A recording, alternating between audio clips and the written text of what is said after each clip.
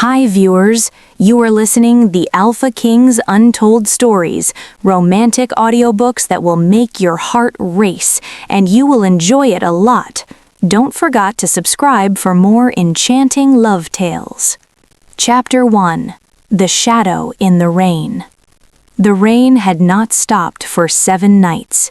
It pounded the roof of my small, forgotten cottage with a sound like relentless drumming fingers, each drop a cold reminder of my place at the very edge of the world, and his, the Lycan King, a name spoken only in whispers, a ruler shrouded in winter and legend.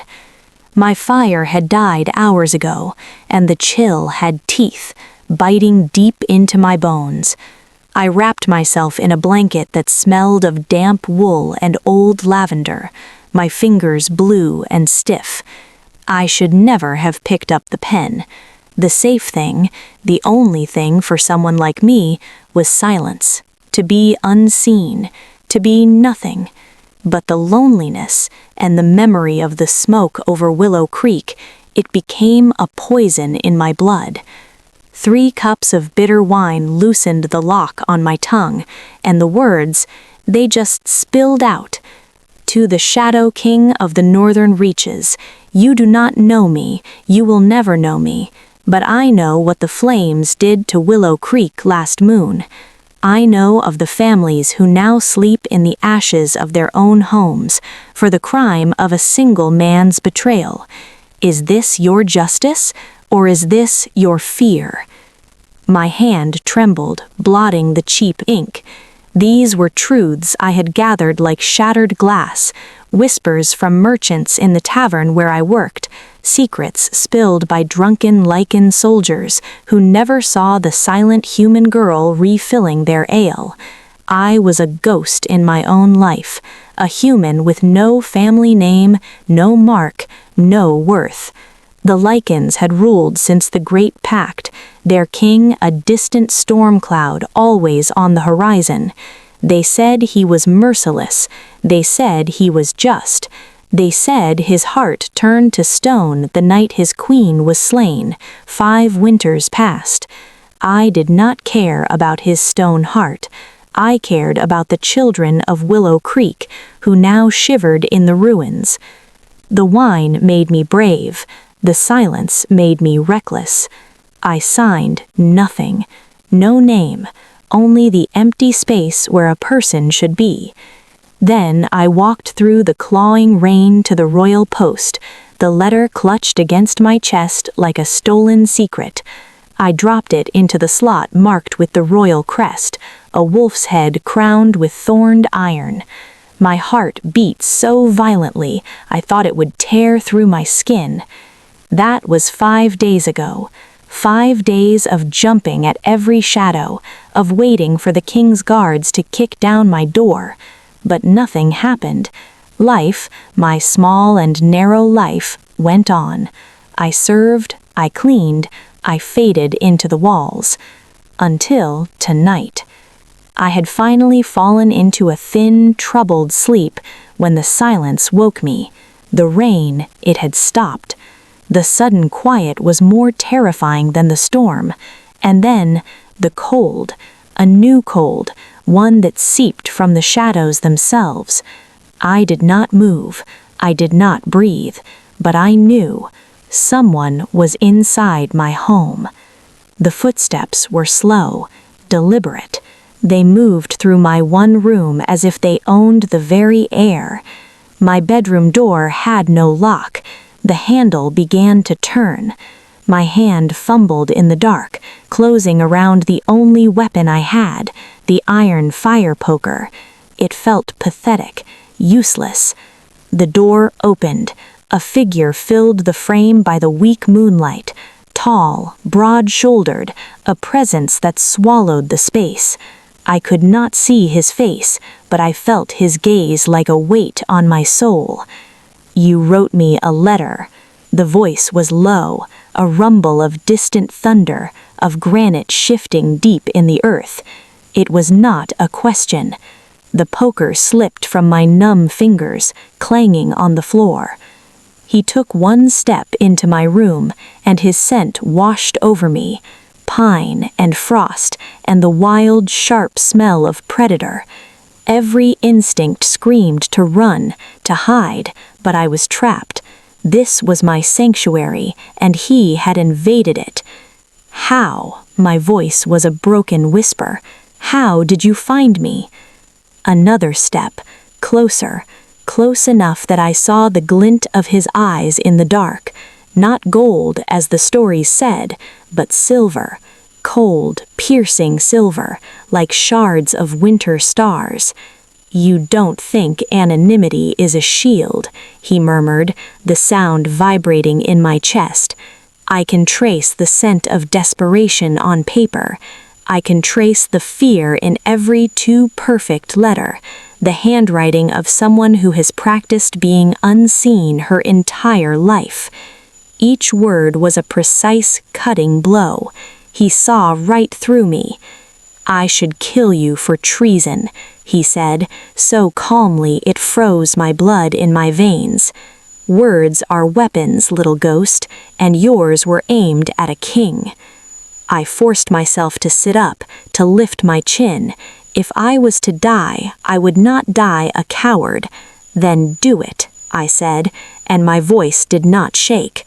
But we both know what I wrote was truth. Willow Creek did not deserve the fire.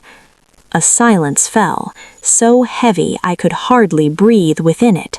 He studied me, and I felt laid bare, every secret thought exposed.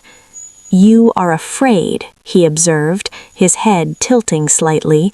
"Your heart is a frantic bird against your ribs. I can hear it. And yet you dare to challenge me. Why?" "Because I am tired of being afraid." The words burst from me, hot and sudden. "I have been afraid every day I draw breath.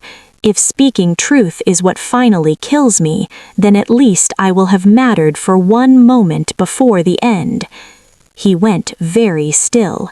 Then he moved, with that impossible liquid speed that belonged to wolves and legends, and he was suddenly crouched beside my bed, so close. I could see the sharp planes of his face, the dark hair falling across a furrowed brow, the grim line of his mouth, and those eyes, they held galaxies of sorrow and ice. "What is your name?" he demanded, his voice a soft command. I almost laughed. "Does it matter? You said I was a ghost." "Tell me." It was pulled from me, helpless. "Lilith. My name is Lilith." "Lilith," he repeated, and my name in his mouth sounded like a foreign, sacred thing. His gaze traveled over my face, mapping the scar on my temple, the pallor of my skin. "I served you once, at the Howling Moon Tavern. 6 months passed. You brought a tray of wine and never once lifted your eyes from the floor." A memory surfaced, a room thick with the presence of powerful lichens, a tension that tasted of metal. I had been so careful to be a piece of the furniture. "I remember." "Why?" he pressed, his silver eyes pinning me. "Why did you not look?" I swallowed against a dry throat. "Because looking makes you real. And if you are real, then the terror is real. The gulf between your world and mine is real. And that is a weight too heavy to carry and still remember how to breathe." Something flickered in his eyes then, something like recognition, or perhaps surprise. He stood abruptly, turning away, and the space felt hollow without his overwhelming presence. "I am not going to kill you, Lilith," he said it to the darkness, "but you have ignited something you cannot possibly comprehend. That letter, those words, they will have consequences, for both of us." "Wait!" The plea tore from me before I could cage it. He paused at the doorway. "Why did you come yourself? You were a king. You could have sent 100 soldiers. Why come to a ghost's cottage in the dead of night?" He did not turn. The silence stretched, thin and sharp. When he finally spoke, his voice was so quiet it was almost lost in the shadows.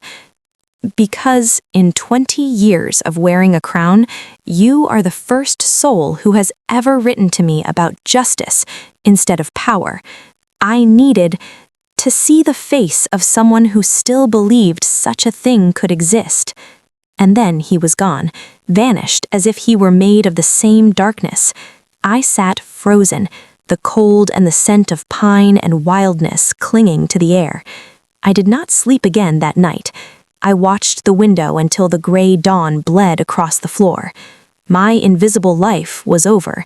He had seen me, and I had no idea if that was a miracle or a death sentence. Chapter 2. The Unseen Target. The tavern was its own special kind of misery that afternoon. The air was thick with the smell of spilled ale, sweat, and the raw animal musk of Lycan patrons. I moved between the tables like I always did, head down, shoulders hunched, a silent vessel for their drinks and their disdain. My arms ached from heavy trays, my feet burned in worn-out boots, but the pain was a welcome anchor. It kept me from drowning in the memory of silver eyes in the dark. "Girl, another round."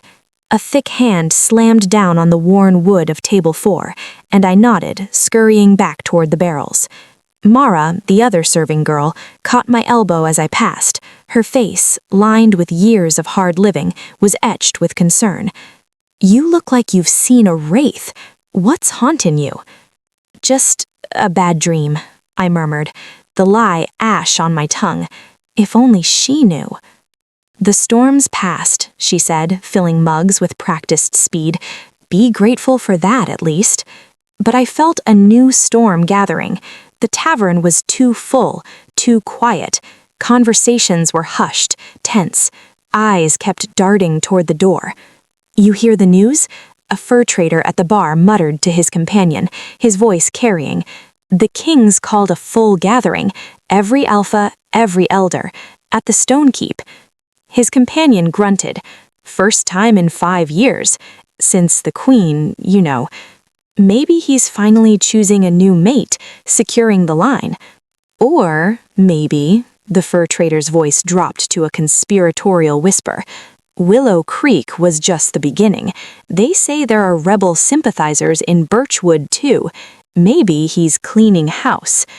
My tray tilted, glasses rattling. I grabbed it just before it fell, but the damage was done. Several Lycan heads turned toward me, their gazes sharp, assessing. I was just clumsy Lilith, the human mouse, nothing to see. I delivered the drinks with trembling hands and fled to the kitchen, pressing my back to the cool stone wall, my heart a frantic drum. Consequences for both of us. What had I done?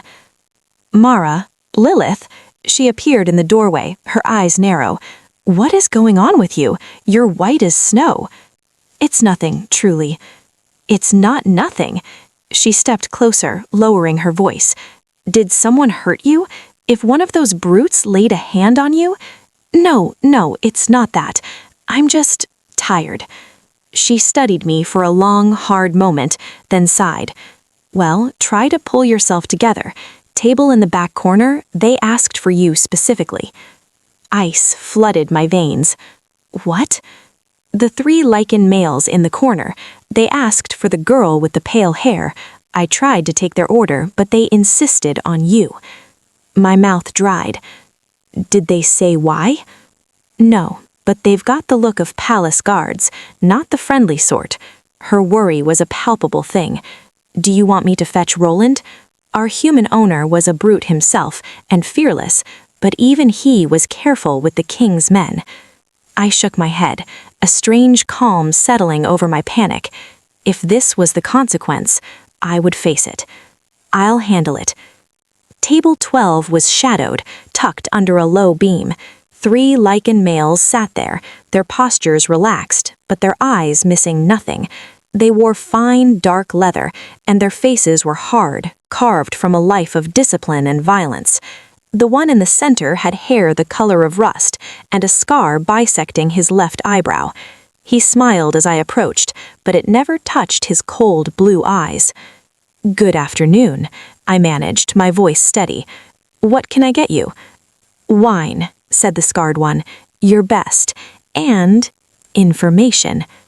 I poured from the single good bottle we kept, my hands steady through sheer will.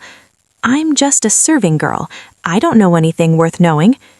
"Modest," he said, leaning back. "I am Kale, this is Rylan, and Torin. We serve the crown, and we are looking for someone." The wine bottle felt slippery in my grasp. "Oh?" "A person of interest," Kale continued, watching my face like a hawk. "Someone who sent a letter to the king, an anonymous letter." The world tilted. I concentrated on setting the bottle down without a sound. "Many people send petitions." "Not like this one." Rylan, the youngest, spoke up.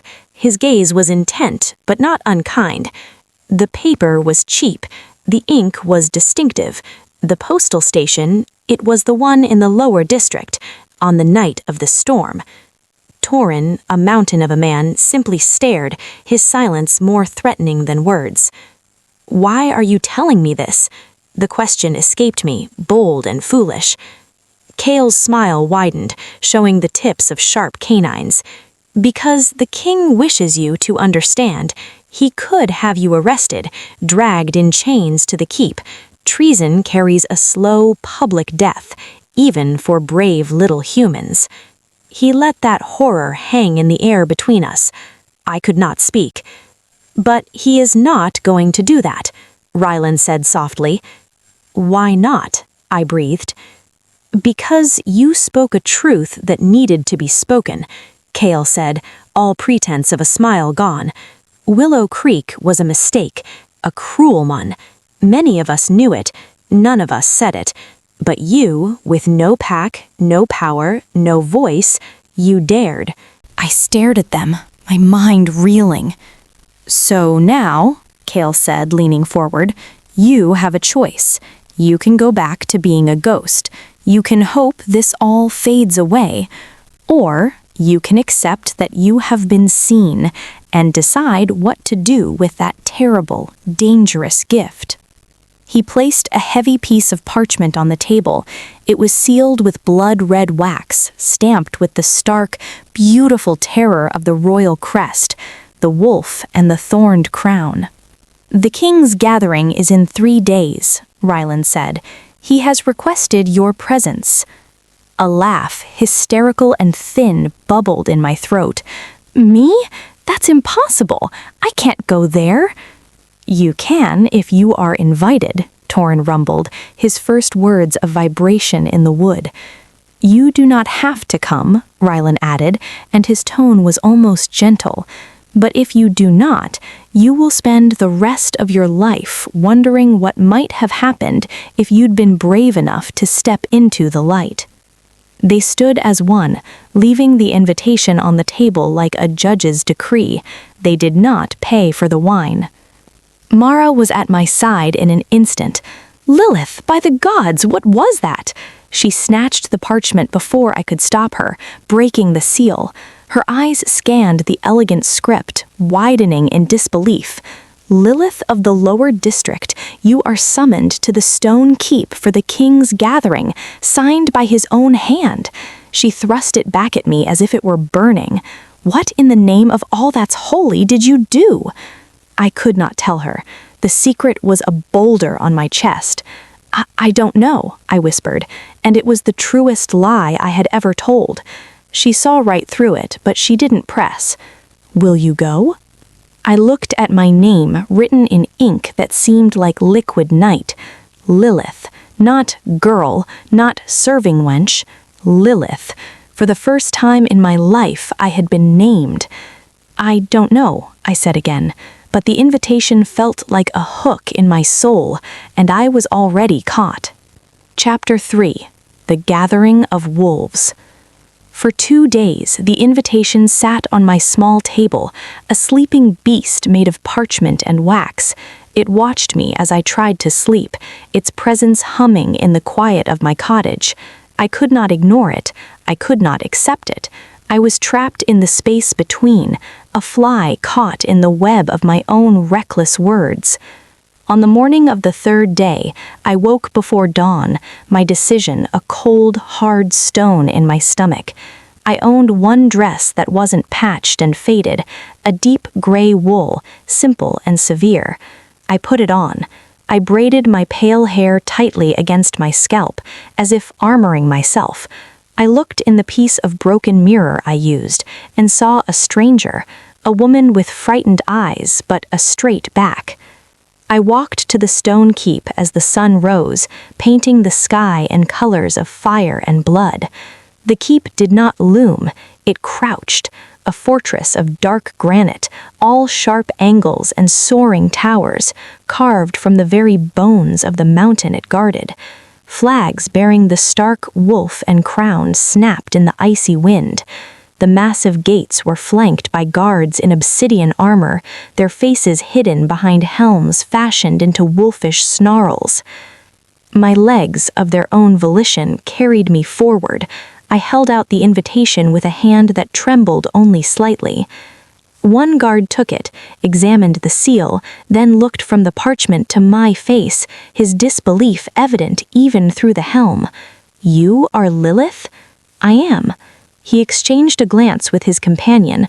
Without a word, the great iron gates groaned inward, revealing a courtyard of breathtaking, brutal beauty.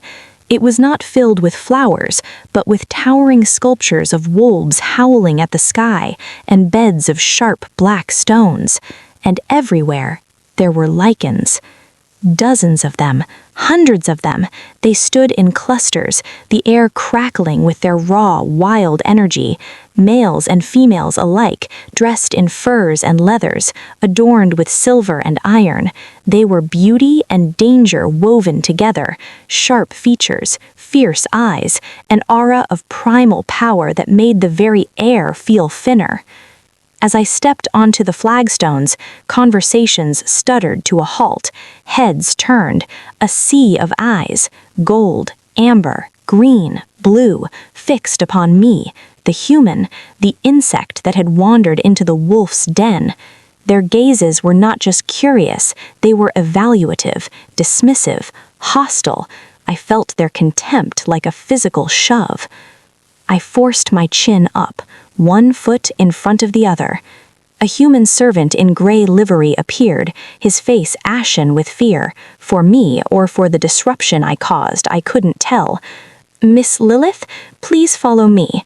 He led me through vaulted corridors lined with tapestries depicting great hunts and ancient battles. The air grew colder, heavier. The sound of my boots on stone was tiny, insignificant.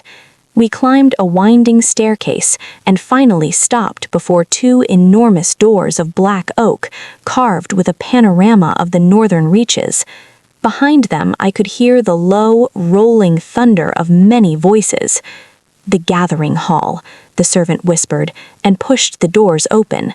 Sound and scent and power hit me like a wall. The hall was immense, its ceiling lost in shadow. Massive iron chandeliers hung down, their candles casting a flickering, uncertain light. The room was packed. Lycans filled every space, standing on stone benches, leaning against pillars. The air thrummed with tension, ambition, and aggression, and every single one of them turned to look as I entered. The silence this time was absolute and deafening. It was the silence of a forest before the predator strikes. I stood frozen in the doorway, a mouse pinned by the gaze of 100 hawks. The human, the voice was female, dripping with venom and polished malice. It came from a woman standing near the front, her copper hair aflame in the gloom. She wore a dress of deep crimson, and her beauty was as sharp and cold as a dagger. He actually brought the human here. A ripple of murmurs, growls, and derisive snorts passed through the crowd.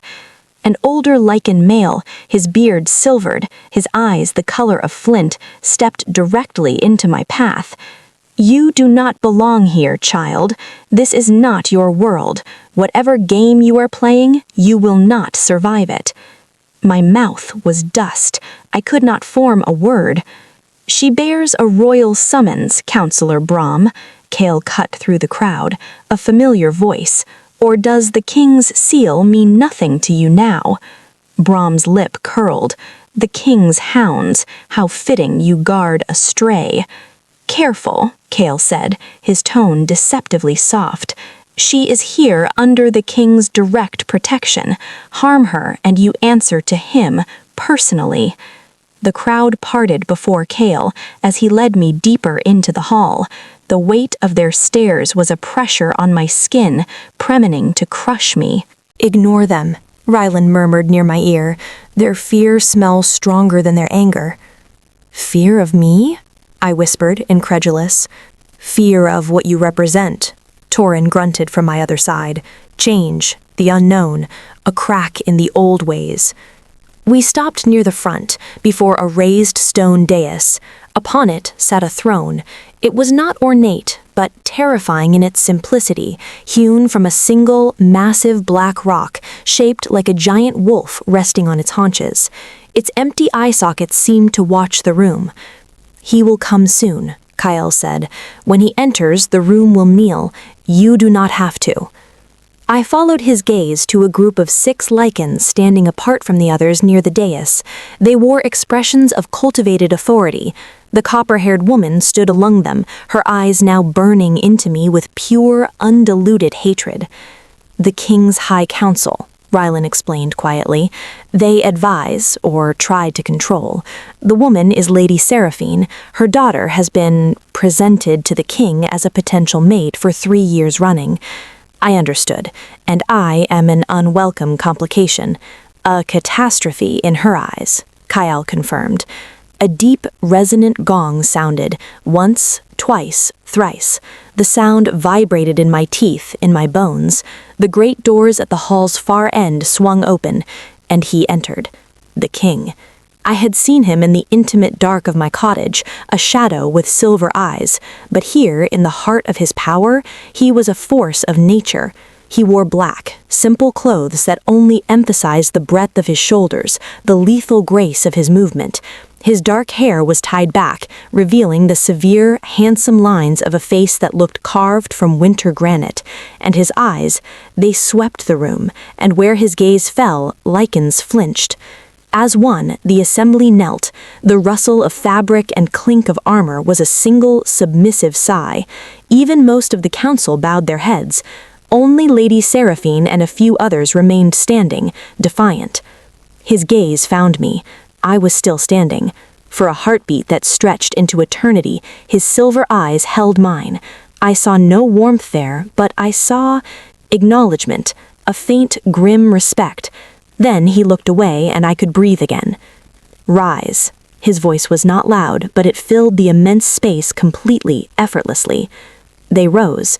He did not sit on the throne. He stood before it, a ruler before a monument to his own authority. "You are gathered because the foundation of our realm shifts." His words fell like stones into a still pool. 5 years ago, rebellion was crushed, blood was spilled, decisions were made in the name of stability, decisions that carried a cost I failed to fully weigh. He paused, and the hall held its breath. Lady Seraphine's face was a mask of icy alarm. The burning of Willow Creek was one such decision. It was wrong. Gasps echoed through the hall. Counselor Brom looked apoplectic. "Collective punishment for the crimes of the few is not justice. It is the tool of a tyrant, and I will wield it no longer." The hall erupted. Shouts of support clashed with roars of outrage. The sound was a physical thing, beating against the stones. Through the chaos, I stood perfectly still, my heart hammering against my ribs. He was doing this because of my letter. The king let the uproar build for a moment, then lifted his hand. A wave of pure, dominant power rolled from him, invisible but palpable. The noise cut off as if severed by a blade. "This is not a debate," he said, quiet once more. "It is law." The displaced of Willow Creek will be restored, and from this day no village will bear the weight of one person's crime without proof of full conspiracy, judged by a tribunal of their peers. His gaze swept the crowd again, and again it landed on me. Their eyes hit straight into my heart. The attention was a furnace. "The serving girl?" Lady Seraphine's voice was a whip-crack of disdain. "You overturn centuries of law on the word of a human?" "I overturn a wrong on the word of conscience, and yes, because she had the courage to speak a hard truth when those with power chose comfortable silence. She is nobody," Seraphine spat, her composure shattered. "She is here," the king said, and he descended the dais. The crowd parted before him like wheat before a scythe. He stopped a few feet from me. "Tell them," he said, his voice low, for me alone. "You said it to the darkness, now say it to the light." My throat closed. I shook my head minutely. "You have already walked through fire to get here," he murmured, so only I could hear. "Speak." I turned to face the sea of hostile, curious, furious faces. I felt small, I felt insignificant, but I also felt the weight of Willow Creek's ashes on my tongue. I lifted my chin. "I wrote that a king's strength should be a shelter for the weak, not a storm that destroys them." My voice started thin, but grew stronger.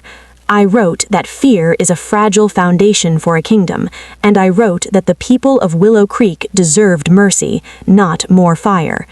Silence. Then, from somewhere in the back, a single pair of hands began to clap, slow, deliberate, then another joined, and another. It was not a roar of approval, but a scattered, defiant percussion that grew, not from the nobles or the council, but from younger Lycans, from guards at the doors, from those standing in the shadows. The king raised his hand, and the applause died. "The gathering is concluded. The law stands. You are dismissed." The crowd began to move, a slow, churning river of muttered conversations and sharp glances. I turned to leave, my legs weak with relief. A hand closed around my elbow, not harsh, but inescapable. The king's hand. "Not you," he said. "We are not finished." He led me not to a grand hall, but to a smaller, more private chamber. It was a stark, masculine space, a room for thought, not for show. A great stone hearth held a crackling fire, its light dancing over walls lined with heavy, leather-bound books. A massive desk of dark wood stood piled with scrolls. Through a tall, narrow window I could see the distant snow-capped peaks of the Iron Teeth Mountains, sharp against a leaden sky. He released my arm and moved to a side table, pouring a dark, steaming liquid from a silver pot. He handed one to me without asking. The cup was warm, heavy. I held it, not drinking, my knuckles white. "Sit," he said, gesturing to one of two high-backed chairs by the fire. I remained standing. "I would rather understand what is happening, Your Majesty." He almost smiled at that, a faint, grim quirk of his lips. "You faced down the entire Lycan nobility without bending your knee, yet you balk at a chair?" "The chair feels like a trap," I said honestly. "Out there, the danger was clear. In here, it is hidden. Perceptive." He did not sit either, but leaned against the edge of his desk, studying me. The firelight carved the angles of his face into stark relief. "Do you know why I truly came to your cottage that night, Lilith? You said you wanted to see someone who believed in justice." That was the truth, but not all of it. He looked into his cup. "For 5 years, I have ruled from a place of calculation, of cold necessity. Every decision weighed for its strategic value, for stability. Your letter, it was not strategic. It was not a petition for favor. It was a raw, unfiltered accusation. It was human, and for a moment, it made me remember what it was to feel something beyond the weight of the crown." His honesty was more disarming than any threat. "You read desperation in my handwriting," I said quietly. "I read courage." His silver eyes lifted to mine. Desperate courage, perhaps, the kind that only exists when one has nothing left to lose. It is a potent, dangerous thing. "What do you want from me?" The question burst out, worn thin by fear and confusion. "I do not know." he admitted, and the simplicity of it shocked me. But I know that what happened in the hall today has set events in motion that cannot be stopped. Seraphine and her allies will not accept this humiliation. You are a symbol now, a symbol of change, of human influence, of weakness in their eyes. That makes you a target. A cold knot tightened in my stomach. So I should run, disappear. You could try. He set his cup down with a soft click. They would find you, and without the protection of my name, you would be removed, quietly. Here, at least, you are under my direct authority. I can offer you rooms within the keep, safety, resources. You would not have to return to the tavern. The offer hung in the air, seductive and terrifying, a gauge of gilded stone. And in return, I whispered. In return, he said, stepping closer, you continue to do what you did with that letter. You look at my decisions, my laws, and you tell me the truth. You be the conscience I can no longer trust myself to have. You remind me of the people in the shadows, the ones the maps and the scrolls do not show. I shook my head, a bitter laugh escaping. You want me to be your moral compass? I'm a tavern maid, not a sage.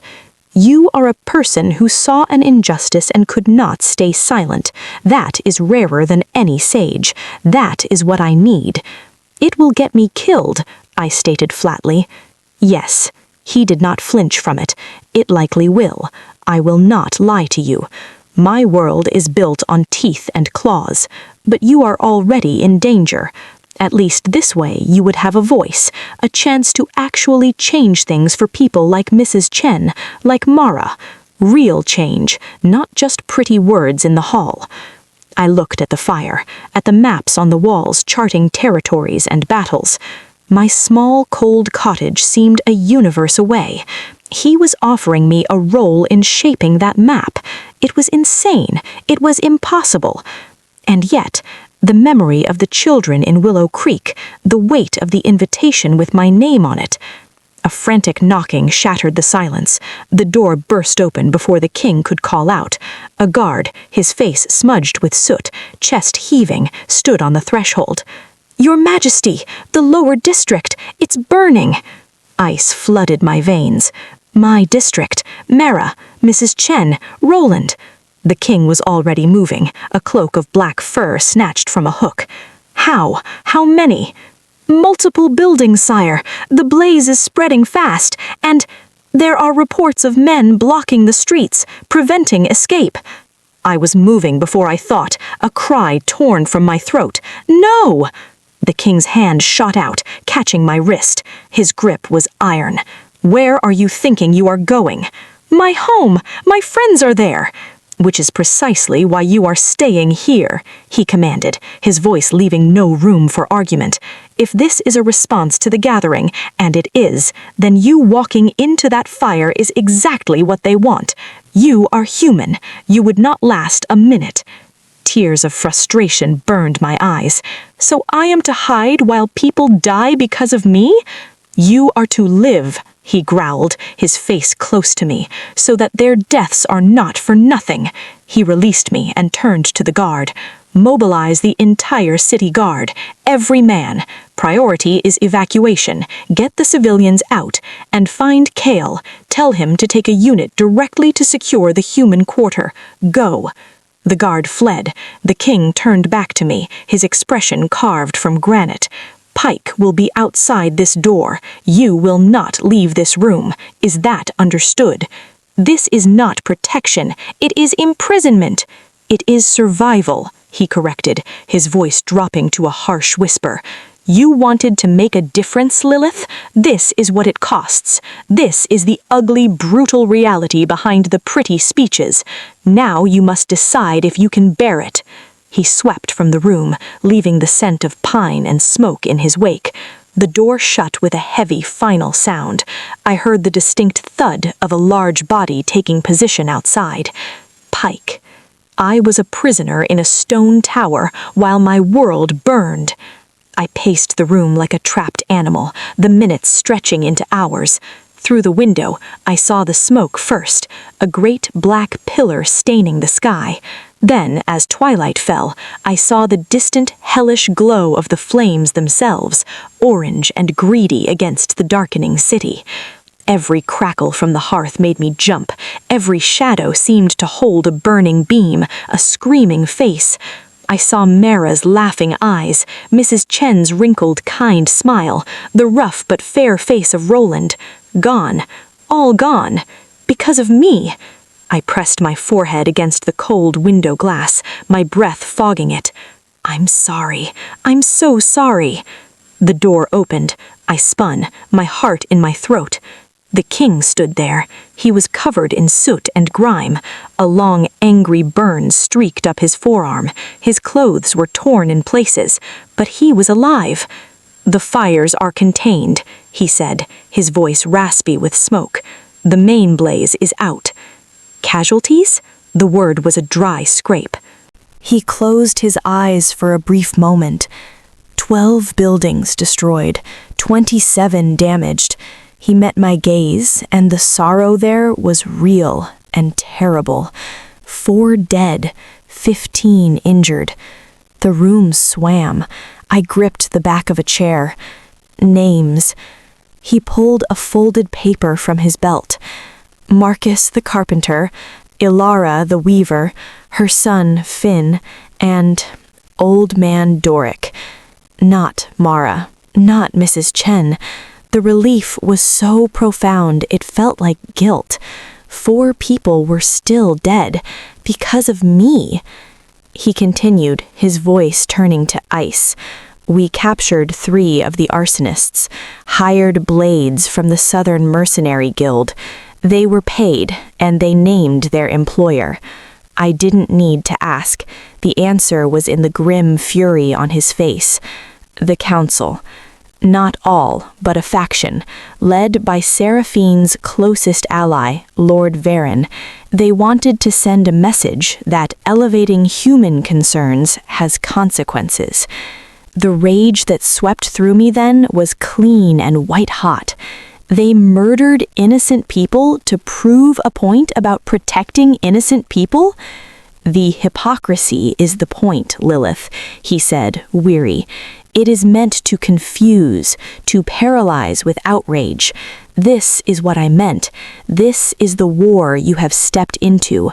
It is not fought with open challenges, but with shadows and knives and fire in the night. He poured more of the dark liquid, drank it down. Those responsible will be arrested by dawn, but understand, you cannot go back. The people who did this now see you as the spark that lit this fire. If you run, they win. If you stay, you become a symbol they cannot simply burn away. I looked from his soot-stained face to the distant dying glow in the city below.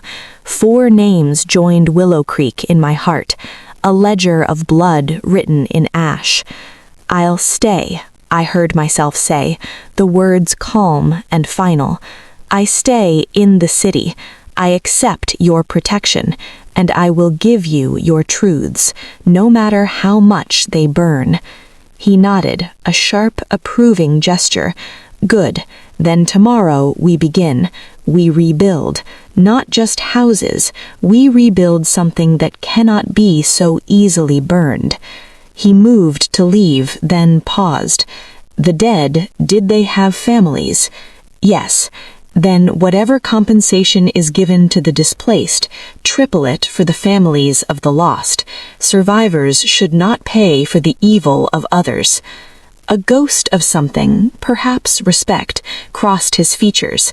You see, you are already thinking like a ruler. No, I said, meeting his silver gaze squarely. I am thinking like someone who has buried too many friends. Do not confuse the two. This time, a true, faint smile touched his lips, gone in an instant. I would not dare. Pike escorted me back through the smoky, grieving city. The smell was everywhere, acrid, heartbreaking.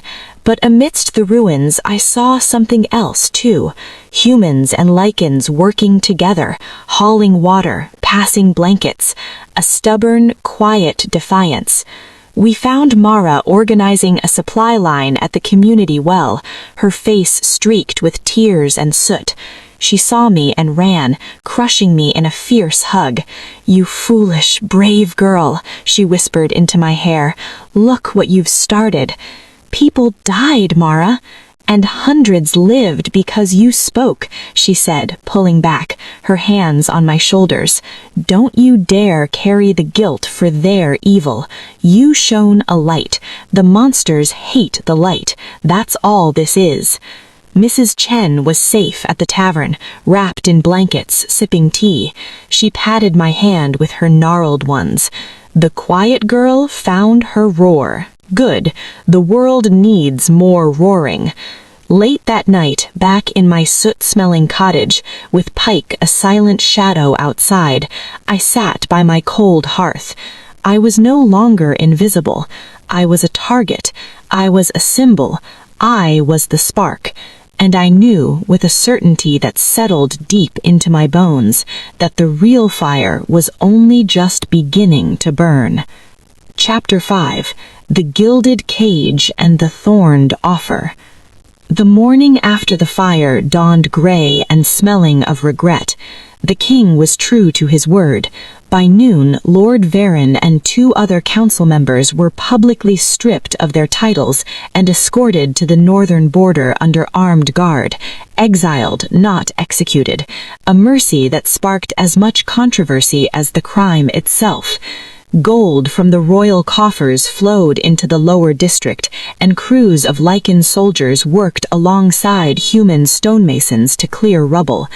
It was a show of unity that felt fragile as glass, but it was a start. True to my own word, I refused the opulent rooms in the stone keep. I stayed in my cottage, though now it was never without a guard.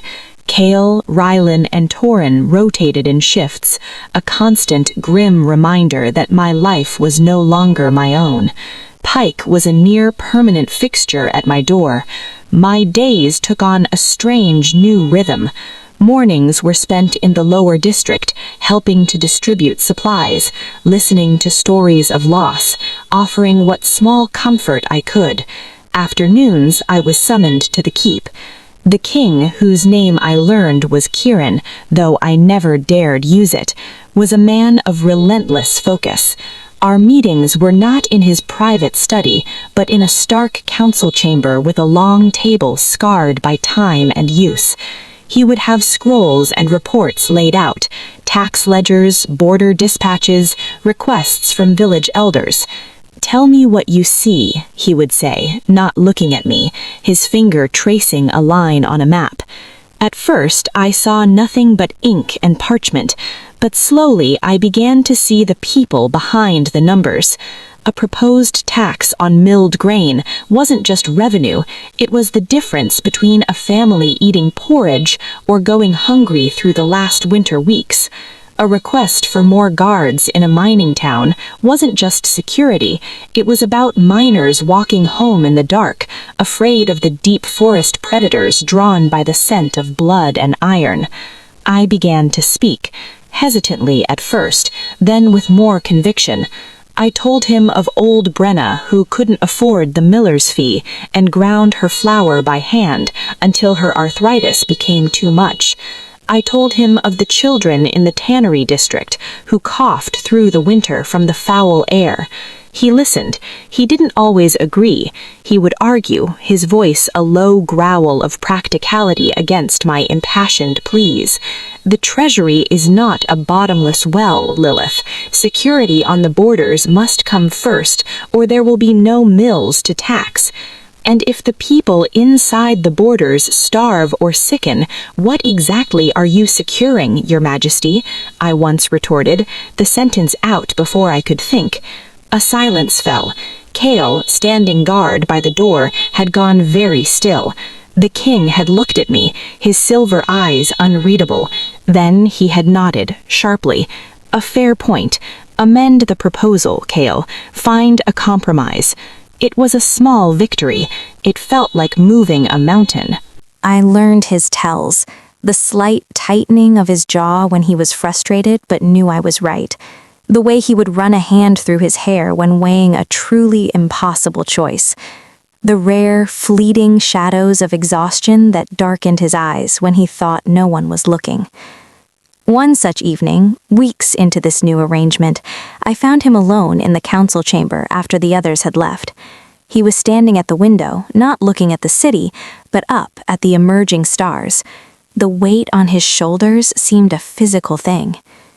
"You push yourself too hard," I said quietly from the doorway. He didn't turn. A king's duty does not keep convenient hours. And if the king collapses from exhaustion, what then for his duty? A faint, humorless smile touched his lips. "You are beginning to sound like a counselor." "I sound like someone who sees a man drowning and is offering a rope," I said, stepping into the room. "I asked for truth. Here is one. You cannot fix a broken kingdom with a broken king." He turned then, and the raw weariness in his face stole my breath. "It was broken long before I took the crown, Lilith. I am simply trying to hold the pieces together so they might someday heal." "Alone?" I challenged softly. "Who else?" The question was not defiant, but genuinely lost. "The council seeks its own power. The alphas guard their packs. The humans fear us. Isadora—" He stopped, the name hanging in the air between us, a ghost we both felt. She was my balance, my compass. Without her, every path looks equally dark. My heart ached for him, this powerful, isolated man. "You have guards, advisors." "He have people who follow orders or give them, not someone who—" He searched for the word, his gaze intent on me. "Not someone who sees." The air in the room changed, grew thicker, warmer. The space between us felt suddenly vast and infinitesimally small. I saw the hard line of his throat above his collar, the faint scar along his jaw, the way the silver threads just beginning at his temples. I took an unconscious step forward. A sharp knock shattered the moment. The door opened and Lady Seraphine glided in, her crimson gown like a splash of blood in the austere room. Her eyes swept over me with dismissive contempt before settling on the king with a veneer of deference. "Your Majesty, forgive the intrusion. A matter of some urgency regarding the trade agreements with the eastern clans," she smiled. "It requires a cultured perspective, one best discussed without distractions." The dismissal was clear, cruel, and perfectly delivered. I felt myself shrink, the invisible girl rushing back. The king's expression closed off, becoming the unreadable mask of the ruler. "Of course, Lady Seraphine. Lilith, we will continue tomorrow." It was a dismissal for me as well. I dipped my head, my face burning, and hurried from the room. As I passed Seraphine, I heard her murmur, too low for human ears, but I caught it nonetheless. "How quaint! The pet human learns a few tricks. Do not worry, child. Every king tires of his stray eventually." Pike was waiting for me in the corridor. He took one look at my face and fell into step beside me, his presence a silent bulwark. But her words echoed in my mind, poisoning the small confidence I'd begun to build. Tires of his stray. Was that all I was? A project? A temporary conscience for a grieving man? The connection I'd felt moments before, the terrifying magnetic pull, had it just been my loneliness reaching for his? The doubt was a seed, and it took root quickly. Over the next few days, I noticed things, the way some of the younger nobles snickered when I walked by with Kale, the overly patient tones the stewards used when explaining palace protocols to me, as if speaking to a slow child. I was an oddity, a temporary fascination.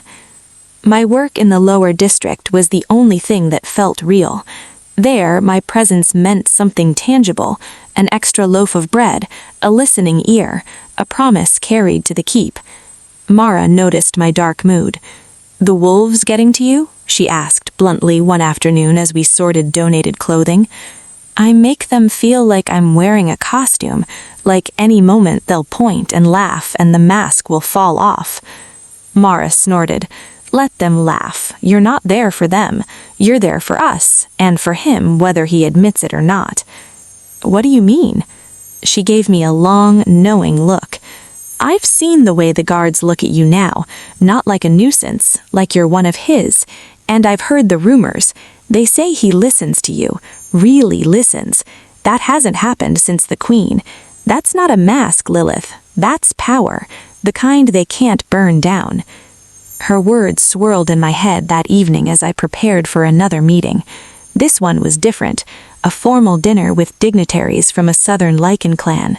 Kale had delivered a package to my cottage, a dress, not the gray wool, but a simple gown of deep forest green, the fabric soft and fine.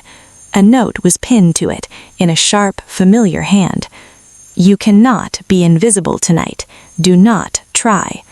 It was not a request. It was a command and a challenge. I wore the dress. Pike escorted me to the keep, his usual grunt sounding almost approving. The great hall was transformed, lit by 1,000 candles, filled with the murmur of elegant lichens and the scent of roasting meat and rare spices.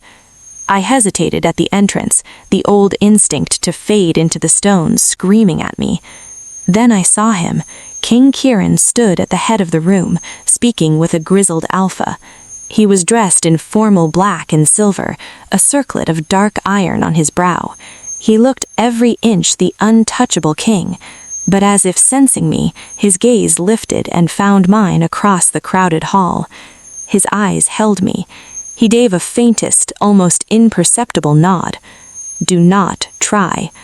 I took a deep breath, lifted my chin, and walked into the lion's den. Conversations hushed as I passed. I felt the heat of 100 stares. Lady Seraphine, resplendent in gold, watched me from beside her daughter, a stunning Lycan beauty with eyes of frosty blue. Her expression was pure, icy venom. I was shown to a seat, not with the servants, not with the lower nobles, but at the high table. A place was set for me to the king's right, 1 seat away. The place of honor beside him was empty, a silent tribute to a lost queen. The meal was a torturous gauntlet of elaborate courses I didn't recognize, filled with whispered comments I wasn't supposed to hear. Obtacity, human stench. How long, I wonder? I kept my eyes on my plate, my back straight, my hands steady.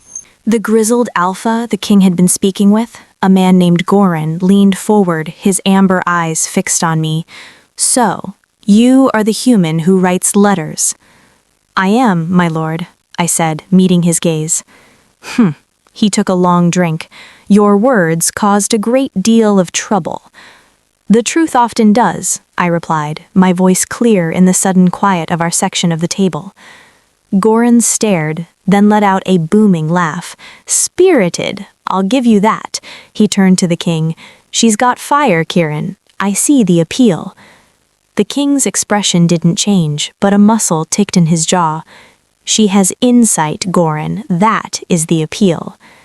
"Insight," Seraphine's smooth voice cut in from further down the table, "a delicate word for interference.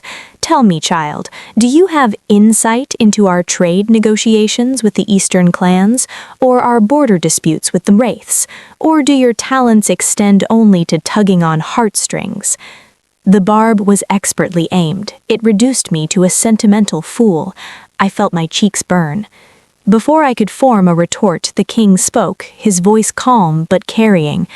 "Lilith's talents lie in reminding me of the heart of this kingdom, its people. Without them, there is no grain to trade, no ore to mine, no border to defend. A ruler who forgets that has already lost everything worth ruling." A profound silence fell over the high table. He had defended me, not gently, not with kindness, but with the full, unequivocal weight of his authority. He'd drawn a line in the sand with me on his side of it. Seraphine's smile froze, brittle and dangerous. "Of course, Your Majesty. How poetic." The rest of the dinner passed in a blur. I was aware of nothing but the solid, powerful presence of the king beside me, a silent shield against the daggers in the air. Later, as the guests mingled, he found me near a pillar, trying to disappear again. "You did well," he said quietly. "I felt like a prize sow on display," I muttered. "You were a statement," he corrected, "and statements must be seen to be believed." He looked down at me, his silver eyes reflecting the candlelight. "They will try to make you doubt. They will try to make you small. Do not let them. The moment you believe their whispers is the moment you give them exactly what they want." He was close. I could see the flecks of darker gray in his irises, like storm clouds. "And what do you want, Your Majesty?" The question was out, reckless and soft. His gaze searched my face, and for a heartbeat the mask of the king slipped entirely. I saw the lonely man at the window, the weary ruler, the one who saw me.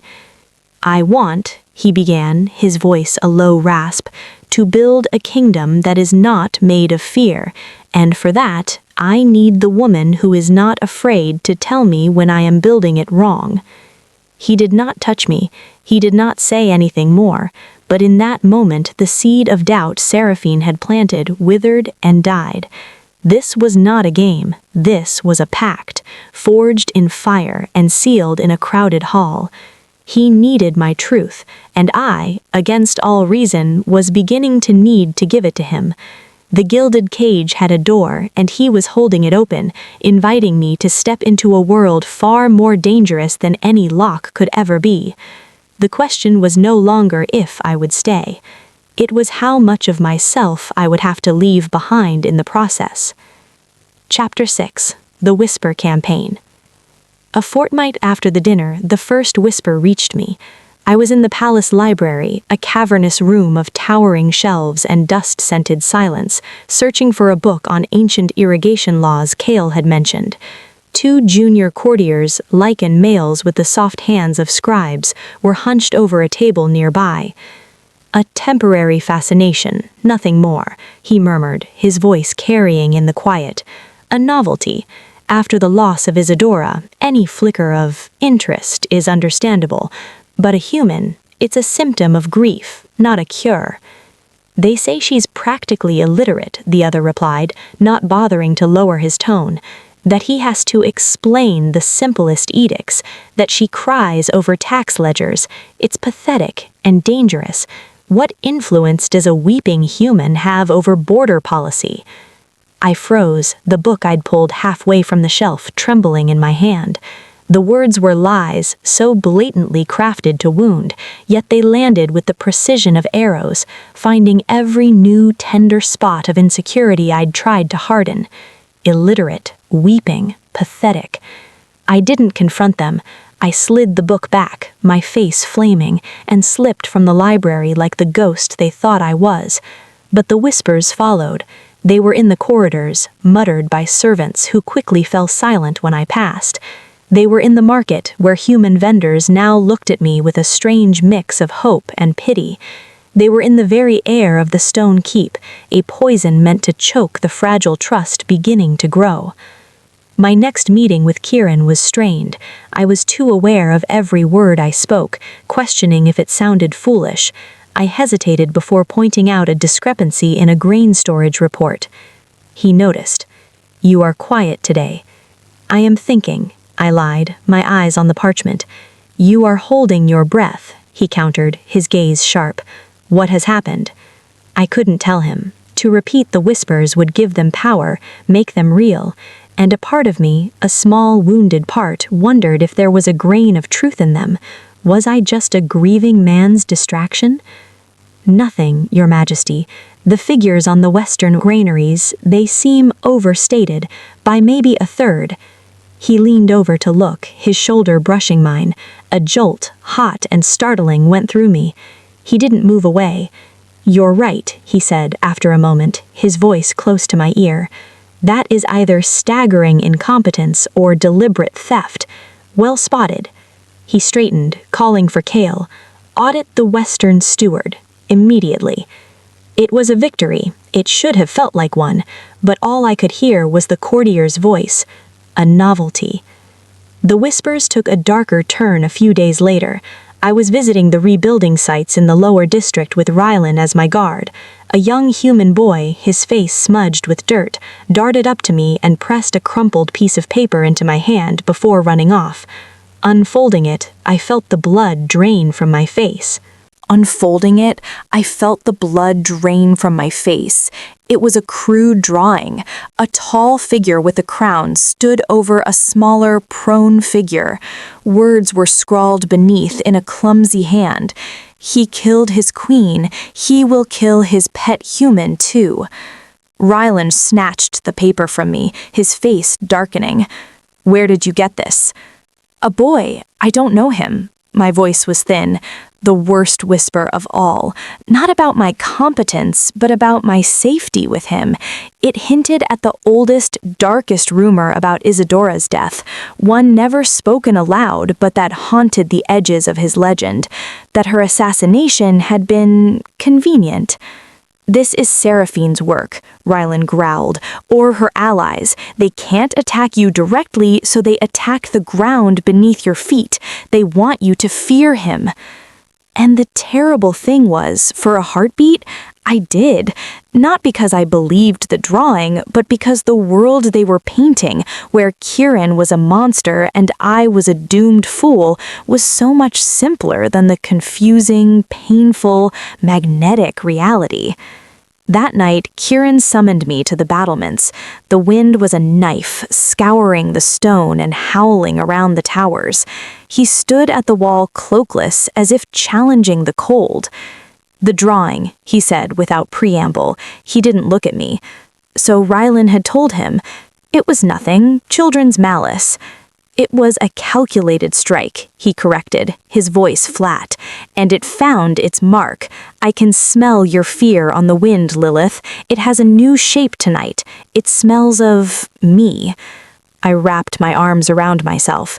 They say many things about you. And you are beginning to listen. He finally turned. In the moonlight, his face was all harsh angles and deep shadow. Do you believe I killed Isadora? The question, so blunt, so naked, stole my breath. I don't know what to believe. He flinched as if struck. The pain in that small movement was more terrible than any rage. I see. The words were quiet, defeated. He looked back over his kingdom, his profile like a statue of a forgotten king. She was my heart, he said, the wind stealing the words so I had to strain to hear. They came in the night, wraith assassins paid by the rebel lords. She fought. She was so brave. I was 2 corridors away. By the time I heard her cry, it was already over. Her blood was on my hands when I held her, but it was not by my blade. The raw, unvarnished grief in his voice was a physical force. It swept away the whispers, the doubts, the cruel drawing. This was not a performance. This was a wound that had never closed. I believe you, I whispered, the words rushing out. He shook his head slowly. It does not matter if you believe me. It only matters that you are afraid, and fear is a wall they can build between us. That is their strategy, to isolate you, to make you doubt everything, especially me, so that when they finally move against you, you will have nowhere to turn. The realization was a cold clarity. This wasn't just slander, it was a siege, and I was the fortress they were trying to starve out. I stepped closer to him, the wind whipping my hair. Then I will stop listening to whispers in the dark, and I will only listen to the truth I can see with my own eyes. He looked down at me, his silver eyes searching mine. What truth do you see now? I saw the weight he carried, the loneliness, the man who loved so deeply it had shattered him, the king trying desperately to be worthy of a crown stained with his own sorrow. I see a king who needs no one, but chooses to trust a human girl with his conscience. That is not the act of a monster. That is the act of a man trying to remember how to be just. For a long moment, he said nothing. The wind screamed between us. Then he reached out, not to touch me, but to offer his hand, palm up between us, a gesture of truce, of alliance. The whispers will not stop, Lilith. They will get louder, uglier. Can you withstand it? Not for me, for the people in the lower district, for Willow Creek, for the kingdom you say you want to help me build. I looked at his hand, calloused and scarred, a ruler's hand, a warrior's hand. I placed mine in his. His fingers closed around mine, not tight, but certain. I can withstand it, I said, and for the first time, I believed it, as long as the truth stands with me. He held my gaze, and the wall of ice in his eyes thawed just a fraction. Then let the wolves howl, he said, his voice a low vow. We have work to do. But as we stood there, hands joined against the storm, a new figure emerged from the stairwell onto the battlement. Lady Seraphine, wrapped in furs, her expression of mock surprise. Your Majesty, Miss Lilith, forgive the intrusion. I was taking the air. Her smile was icy. How touching, the king and his advisor planning the realm's future in the starlight. One can only hope such close counsel yields strong results. The Eastern clan ambassadors arrive tomorrow. They are traditionalists. I do hope they understand your unique arrangement. She swept away, leaving a new kind of chill in her wake.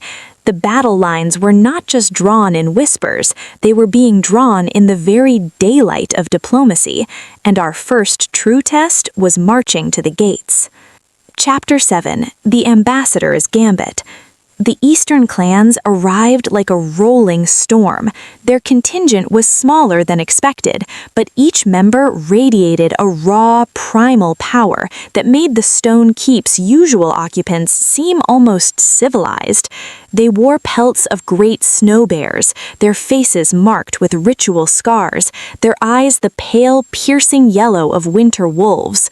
Their leader, Jorah, was an alpha who looked carved from oak and iron. He did not bow when presented to King Kieran in the throne room. He inclined his head a bare inch, a gesture of bare minimum respect between equals.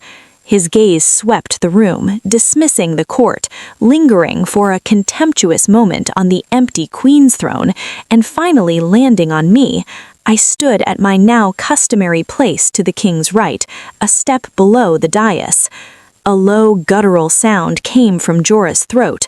I had heard the rumors that the Shadow King now keeps a human council. I thought it was the jest of drunken traitors. His voice was like gravel grinding. I see the north has grown soft. A tense silence gripped the hall. Kieran did not move from his throne, but the temperature in the room seemed to drop. Welcome, Alpha Jorah. The North values strength in many forms. Wisdom is one of them. Jorah's laugh was short and harsh.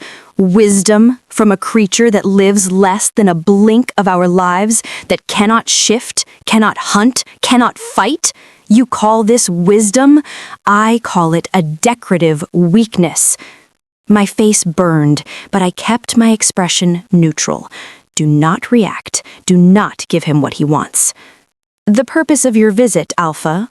Kieran prompted, his tone devoid of warmth. The purpose, Jorah said, his eyes still on me, is to renew the stone pact. Our clans guard your eastern passes from the ice wraiths. In return, you provide steel and grain, a simple agreement between warriors. He took a step forward, his presence dominating the space. But pacts are built on respect, on understood strength. I look at your court now, and I see fractured strength. I see tradition abandoned for sentiment. He spat the last word. Lady Seraphine, standing with the council, wore a mask of polite concern, but I saw the gleam of satisfaction in her eyes. This was her masterpiece. She had known the Eastern clan's prejudices. She had counted on this. "The terms of the Stone Pact stand," my king said, his voice final. "My court and my council are not subjects for negotiation." "Everything is negotiation," Jorah countered, "especially when one party brings a flaw to the table." He finally looked at Kieran. "My daughter, Fenna, travels with me. She is of mating age, strong, pure Lycan bloodline. An alliance between our houses would cement the pact for a generation. It would show the mountains that the Shadow King's strength is not diluted." The offer, the insult, hung in the air like a challenge, a political mating. It was the oldest play in Lycan politics, and it was a direct, brutal attack on my position. If Kieran accepted, it proved I was insignificant, a passing fancy. If he refused, he risked a vital military alliance and looked weak, swayed by human sentiment. Kieran's jaw was so tight I thought the bone would crack. He was trapped, and Seraphine's smile was now a serene, victorious curve. "The king," a voice rang out, clear and steady, "does not trade his people like cattle to buy loyalty." All eyes snapped at me. I hadn't meant to speak. The words had just left me. A horrified thrill shot through my veins. Jorah conned his predatory gaze on me, a slow, dangerous smile spreading. "The pet has teeth? Does it speak without its master's command?" Kieran held up a hand, silencing whatever retort was forming. His eyes were on me, unreadable. "Lilith speaks with my voice on matters of the realm's conscience, and she is correct. The Stone Pact is one of mutual need, not purchase. My choice of companion or queen is not a bargaining chip." "Companion," Jorah sneered. "You elevate this thing to companion?" "I elevate truth," Kieran said, rising from his throne. He was taller than Jorah, his authority a mantle he wore effortlessly. "And the truth is, Alpha Jorah, you need our steel as much as we need your vigilance. The wraiths grow bolder each winter. Your villages are just as vulnerable. This posturing insults us both. The pact will be renewed on its original terms. Your daughter is welcome as our honored guest, but not as a political trinket. That is my final word." The throne room was utterly silent. Jorah's pale eyes blazed with fury, but beneath it I saw a flicker of calculation. He had been testing, and Kieran had not budged. He had, however, been publicly humiliated by a human's interjection. "Very well," Jorah growled finally. "We will discuss terms, but know this, Shadow King. The mountains have long memories, and they do not look kindly on mixed company." The formal audience ended. As the Eastern contingent was led to their quarters, the court erupted in anxious murmur. Seraphine glided over, her expression one of theatrical worry. "A bold defense, my dear," she said to me, her voice syrupy, "and politically catastrophic. The Eastern clans value pride above all. You have made an enemy of Jorah for your king. I do hope your truth was worth the cost." She swept away, leaving me reeling. Had I just destroyed a vital alliance? Had my need to defend my place, to defend him, just jeopardized the entire eastern border? Kieran descended the dais, his face a closed book.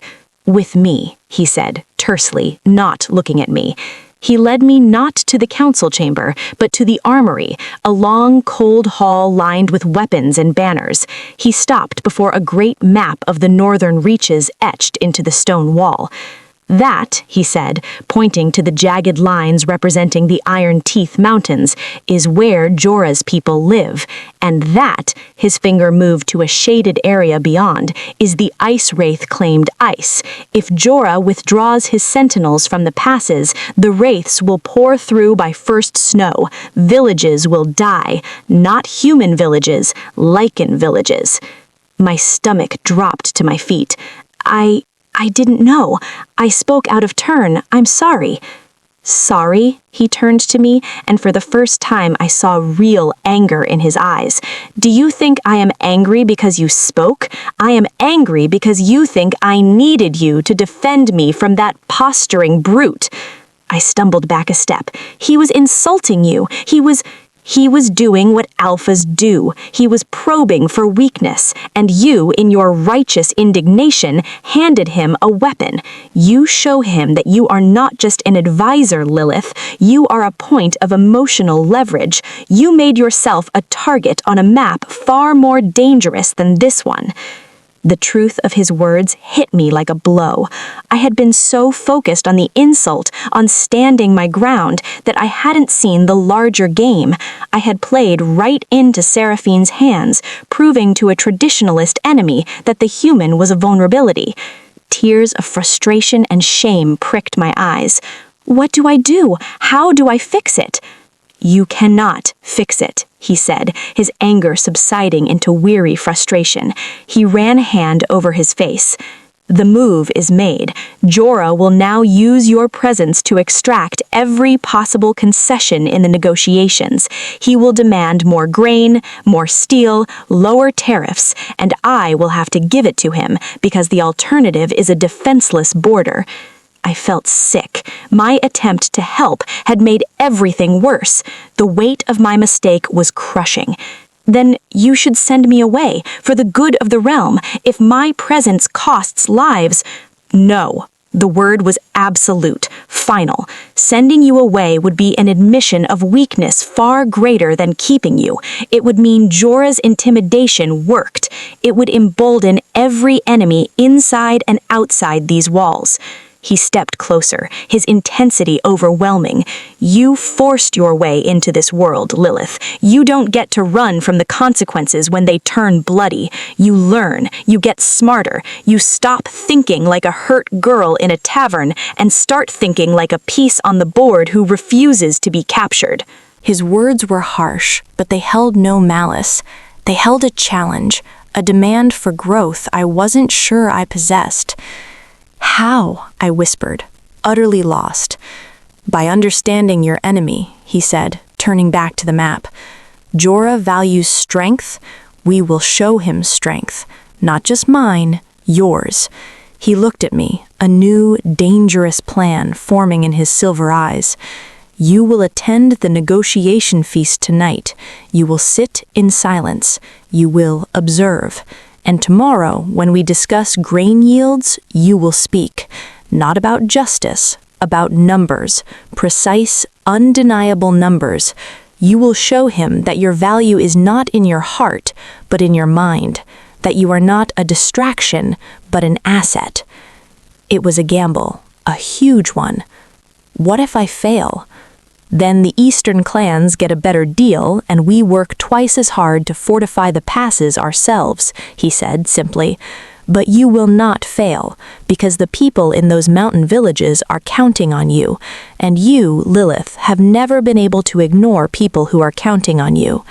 He left me standing in the cold armory, staring at the map, at the tiny carved villages nestled in the deadly shadow of the mountains.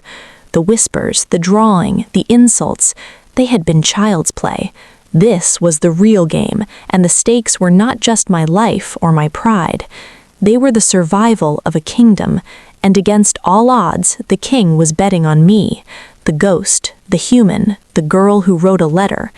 The fear was still there, cold and coiling, but beneath it, a new resolve hardened, as sharp and cold as the steel lining the walls. I would learn to play the game, and I would not be the piece that cost him the board. Chapter 8. The Feast of Frost and Fire. The negotiation feast was a battleground draped in silk and lit by fire. The great hall, still grand from the previous dinner, now felt like a cage. The eastern clansmen occupied one side of the high table, a solid, glowering wall of fur and scarred leather. Jorah sat directly across from King Kieran, his daughter Fenna beside him. She was stunning, wild copper hair braided with beads of bone, eyes the color of glacial ice. She watched everything with a sharp, curious intelligence, her gaze lingering on me with neither malice nor kindness, but a pure, analytical assessment. Kieran's command echoed in my head: sit in silence, observe. It was the hardest thing I had ever done. Jorah's men made no effort to lower their voices. They spoke of the hunt, of wraith skirmishes, of the soft, stone-dwelling wolves of the keep with open derision. They praised Fenna's prowess with a blade, her skill in tracking, her unmated status, each compliment a pointed reminder of the alliance Kieran had refused. Seraphine held court at the center of the Lycan nobility, her laughter like shattering crystal. She toasted to strong alliances and clearer understandings, her eyes flicking to me. Every slight, every loaded word was a needle meant to goad me into a reaction. I kept my eyes on my plate. I ate the rich, unfamiliar food without tasting it. I listened. I learned. Jorah's pride was his armor, but also his weakness. He needed to be seen as the unwavering pillar of tradition. His second, a wiry man named Dern, was the true strategist. I saw his eyes darting, calculating, whispering to Jorah when he thought no one noticed. Fenna was the wild card. She listened to her father's bluster with a faint, patient smile, but her eyes were always moving, cataloging the room, the people, the dynamics. Kieran played his part flawlessly. He was the immovable mountain, engaging Jorah on tales of old hunts, discussing border topography with cool expertise. He never looked at me. He gave no sign that my presence affected him at all. It was a masterclass in political theater, and it made my heart ache with a strange, lonely pride. Then came the pivotal moment. During a lull, Jorah leaned forward, his yellow eyes glinting. Your granaries in the western valleys are fat this year, Shadow King. The Stone Pact stipulates a set measure, but with new advisors and new priorities, perhaps your people's needs have grown. We would not want to take bread from human mouths. His smile was all teeth. We can adjust our required share downward, a gesture of goodwill. It was a trap. A generous offer that was actually an insult. Accepting less grain would be an admission that Kieran's realm was weakened, that he couldn't fulfill his obligations because he was feeding useless humans. Refusing would make him look greedy and ungrateful. Every eye at the table turned to Kieran. Seraphine's smile was beatific. Kieran took a slow drink of wine. The yield from the western valleys is precisely accounted for, Alpha Jorah. The Pact's measure will be met as it always has been. But can it be, if resources are diverted? Jorah pressed, his glaze sliding to me. This was it, the moment. My pulse thundered in my ears. I felt Kieran's subtle shift in posture, a silent signal. I lifted my head. I did not look at Jorah. I looked at Dern, the strategist. My voice, when it came, was clear, calm, and carried just far enough. The yield from the western valleys is projected at 9,000 bushels, a 15% increase over last year, due to the new irrigation channels dug after the spring thaw. The pact requires 4,500. The royal reserves, after supplying our own people and the agreed tribute, will see a surplus of approximately 1,800. I finally turned my eyes to Jorah. There is no diversion, Alpha Jorah, only increased efficiency. The bread from our granaries is more than sufficient for everyone. A dead silence fell. I had spoken not of justice, not of emotion, but of cold, hard, undeniable numbers, numbers they had not expected me to know. Dern's eyes widened slightly. Jorah stared at me, his bluster momentarily derailed. Fenna was the one who broke the silence. A low, appreciative chuckle escaped her. You keep track of the grain, human, yourself? I met her glacial gaze.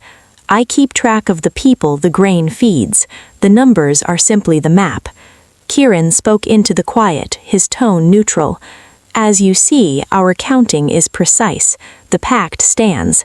The surplus will be stored against a hard winter, as is prudent. Jorah recovered, his pride wounded, but his tactical mind engaged. He grunted, a sound of grudging acknowledgement. "Efficient," he muttered, shooting a glance at Dern that promised a later discussion. The condescension was still there, but the outright dismissal was gone. He had been answered not with sentiment, but with fact. The rest of the feast passed in a different key. The Eastern clansmen still spoke loudly, but the barbs were fewer. The conversation turned more genuinely to wraith movements and supply lines. I returned to my silence, but the atmosphere had changed. I was no longer just a strange ornament. I was a functioning, if bizarre, part of the machinery. After the final course, as people began to mingle, Fenna rose and walked around the table. She stopped before me. Up close, she was even more formidable, radiating a fierce, untamed energy. "You are an interesting creature," she stated, her head tilted.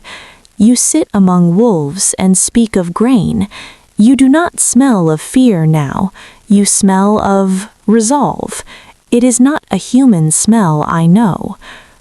"Perhaps you have not met many humans who have a kingdom to help run," I said, the boldness fueled by the night's small victory. Her lips quirked. "Perhaps not." She looked past me to where Kieran was speaking with Jorah, both men now engaged in a tense but civil discussion. "He is stronger than the mountains whisper, and you are a stone in his wall, a strange, smooth stone, but a stone nonetheless." She nodded once, a gesture of assessment completed, and moved away. It was not friendship, it was not acceptance, but it was recognition from the most unexpected quarter. As the hall emptied, Kieran finally approached me. The public mask was gone, replaced by a look of intense fatigue. "Come," he said quietly. We walked not to his study, but out into the inner courtyard garden, now silvered by moonlight. The cold air was a shock, clean and sharp. "You did well," he said, his voice low. "You changed the field. Jorah came here expecting to negotiate with a king weakened by sentiment. Now he must negotiate with a kingdom that is efficiently administered, even by a human." "It was only numbers," I said, though my heart was still racing. "Numbers are power," he countered. "The power to plan, to predict, to sustain. You wielded it tonight. Remember that feeling. That is the weapon they cannot take from you." He looked up at the moon, his profile stark. "Seraphin will be furious. Her ploy failed. She will try something else." "Let her try," I said, and the defiance in my own voice surprised me. "I will be a stone in your wall." He looked down at me then, and in the moonlight, his silver eyes were almost luminous. "You are more than that, Lilith," he murmured. "A stone is static. You are a river. You cut new paths through stone." He reached out, as if to touch my cheek, but stopped himself, his hand curling into a fist at his side. The air between us crackled with unspoken things, with a tension that had nothing to do with politics or pacts. The moment stretched, fragile and immense. Then, from the shadows of a colonnade, a figure emerged. Kale. His expression was grim. "Your Majesty, a report from the lower district. There's been an incident." The spell shattered. Kieran's face hardened back into that of the king. "What kind of incident?" Kale's eyes flicked to me, then back. "A gathering. Humans. They were chanting her name." A new kind of cold seeped into my bones.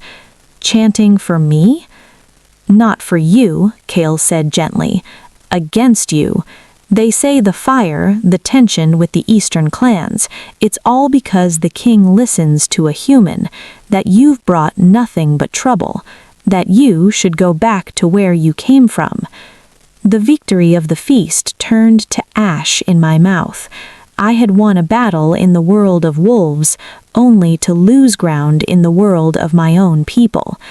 Seraphine's poison was not just for the nobility, it was dripping down to the very streets I sought to help. Kieran's gaze met mine, heavy with a shared understanding. The walls were closing in from all sides. The game was not just on one board, it was on every street, in every heart, and the next move, it seemed, would not be made in a feasting hall, but in the angry, fearful dark of my own district. Chapter 9. The Fractured Heart. The angry murmurs in the lower district were a different kind of whisper, one that cut deeper than any noble sneer. These were the voices of people I knew, the baker whose son had been friends with Finn who died in the fire, the laundress who feared her Lycan clients would take their business elsewhere, the day laborers who muttered that fancy ideas wouldn't fill their children's bellies. "They say she eats at his table now," old Tom the cobbler grumbled to his wife as I passed, hidden in my hooded cloak with Torin a looming shadow behind me. "Brought the king's trouble down on us, she did. We were poor, but we were safe. Now, fire at night and Lycan soldiers by day." Their words were stones thrown at my back. I had thought my greatest battle was in the keep. I was wrong. My own people, the ones I had sworn to help, were turning against me. Seraphine's narrative that I was a dangerous disruption had found fertile soil in fear and grief. I tried to help at the rebuilding site the next day, carrying buckets of mortar. The work crew, a mix of humans and Lycans paid from the royal coffers, fell silent as I approached. A human man I didn't recognize spat on the ground near my feet. "We don't need your help, milady. We need you to go back to the palace and whisper sweet nothings to the king. Leave the real work to real people."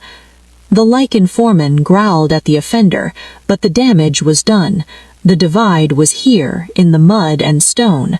I was no longer one of them. I was the king's human, a symbol of a chaotic new world they never asked for. I retreated, my vision blurring with helpless tears. Torin guided me gently but firmly away. "Their fear makes them cruel," he rumbled. "They do not see the gold rebuilding their homes. They only see the smoke of the fire." "They're right, though," I choked out, back in the cold safety of my cottage. "Your peace is shattered." "Peace built on silent suffering is not peace," Torin said, an unexpected philosopher. "It is a slow death. You gave them a voice. Now they are using it, even if they use it to curse you. That is still power. It is messy, it is painful, but it is not nothing." His words were little comfort. The loneliness was a physical ache, a hollow space beneath my ribs. I was adrift between two worlds, accepted by neither. Kieran summoned me that evening. He was in his war room, a place of strategy and siegecraft. Maps were spread across a vast table, weighted down by daggers and cups. "The situation in the district," he said without preamble. "It is a problem." "You mean I am a problem?" I corrected dully. "The unrest is a problem," he insisted. "It undermines the stability we are trying to build. It gives Seraphine and her allies ammunition. See, even her own kind reject her. We must address it." "How? By sending more guards? That will only make them angrier." "No," he said, his eyes alight with a plan. "By giving them something they want more than a scapegoat, a victory." He pointed to a map of the city. "The main well in the lower district has been brackish for a year. The council has delayed repairs, citing cost. The people haul water from the river a half-mile away." He looked at me. "You will oversee the repair of that well. You will hire the workers from the district. You will manage the budget. transparently, and when clean water flows, it will be their victory, facilitated by you. It was a brilliant, simple plan. It addressed a real need. It gave people work and hope. It would prove my value wasn't in causing trouble, but in solving it. Hope, faint and fragile, flickered in my chest. The council will never approve the funds. Seraphine will block it. A cold, determined smile touched Kieran's lips. The council is not being asked. This comes from the royal treasury, under my direct authority for urgent civic works. Let Seraphine object. I would love to hear her argue against clean water for her beloved people. For the next week, I lived at the site of the old well. I became a foreman, a clerk, a negotiator. I hired Mara's brother, a skilled stonecutter. I hired the surly cobbler's son, who was strong and needed the work. I accounted for every copper penny, posting the figures where everyone could see. At first, the suspicion was thick, but slowly, as men received fair wages for hard work, as they saw the fouled stones hauled out and the clean new lining going in, attitudes began to shift. It was not a flood of goodwill, but a trickle. The baker started leaving out leftover rolls for the workers. The laundress brought a bucket of weak beer to share at midday. I was not one of them, not anymore, but I was not the distant, dangerous creature from the palace either. I was the woman with the ledger who made sure they got paid, who listened when the stonecutter had an idea about the foundation, who stayed until the last light faded. Kieran came once, at dusk, alone and cloaked. He stood at the edge of the site, watching as the crew packed up. He didn't approach me, he just watched. But his presence was a silent acknowledgement, a king witnessing the rebuilding of something more than stone. The day the clean, cold water finally bubbled up from the depths, a small crowd gathered. Children laughed, splashing in the overflow. Women filled their buckets with smiles of genuine relief. There was no cheering from me, but old Tom the cobbler gave me a grudging nod. "It doesn't taste of mud," he admitted. "A good thing." It was the highest praise I could have hoped for. That night, exhausted but lighter than I had felt in weeks, I returned to the keep to give my final report. Kieran was in his study, the fire burning low. He listened as I detailed the costs, the timeline, the final result. When I finished, he simply said, "Well done." Then he poured 2 glasses of a honey-colored liquor. "This is from the Eastern clans, a peace offering of sorts. The negotiations concluded today. The pact is renewed on fair terms. Jorah did not get his concessions." I took the glass, the sweet, smoky scent filling my senses. "Because of the grain numbers?" "Because," he said, sitting across from me, his eyes reflecting the firelight. "Because he saw a kingdom that was united, not perfectly, but functionally. He saw that my unusual advisor did not weaken the realm, but attended to its guts and bones. A kingdom that tends its wells is a kingdom that plans to endure." He took a drink, his eyes reflecting the firelight. "You gave them that. You gave me that." The warmth of the liquor spread through me, but it was his words that truly heated my blood. The loneliness of the past week, the fear, the doubt, they melted in the face of this stark, earned respect. "It's still fragile," I said softly. "The district, the council, Seraphine. All power is fragile. It is only as strong as the will that holds it." He leaned forward, his elbows on his knees, the glass cradled in his large hands. "Isadora, she was my heart, but she was also my shield. With her, I did not have to be vulnerable. I could be the king, and she was the queen, and between us we held the world." He looked into the fire, his voice dropping. "When she was gone, the shield was gone. I had only the crown, and it is a cold, hard, lonely thing to wear alone." My breath caught. This was the most he had ever shared, the closest he had come to the raw nerve of his grief. "I did not ask you, Lilith," he continued, his silver eyes lifting to mine, holding me captive. "You crashed into my world like a falling star, all fire and chaos and impossible light. You have been inconvenient, frustrating, and more trouble than a battalion of wraiths." A faint, real smile touched his lips. "But you have also been a mirror. You have shown me the cracks in my kingdom and in myself, and you have stood beside me, not as a shield, but as a foundation, something to build upon." The air in the room vanished. The fire, the liquor, the very stones of the keep seemed to hold their breath. "I don't know what this is, this between us. I don't know what to call it."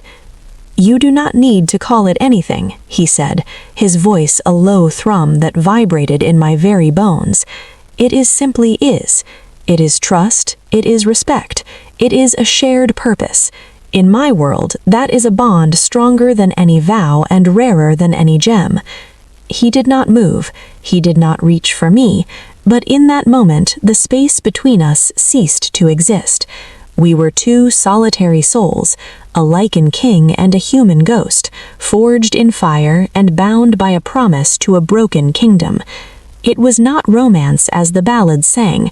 It was something deeper, more terrifying and more real. It was a pact, not written on parchment, but etched in repaired wells and defended borders, and silent understandings in fire-lit rooms.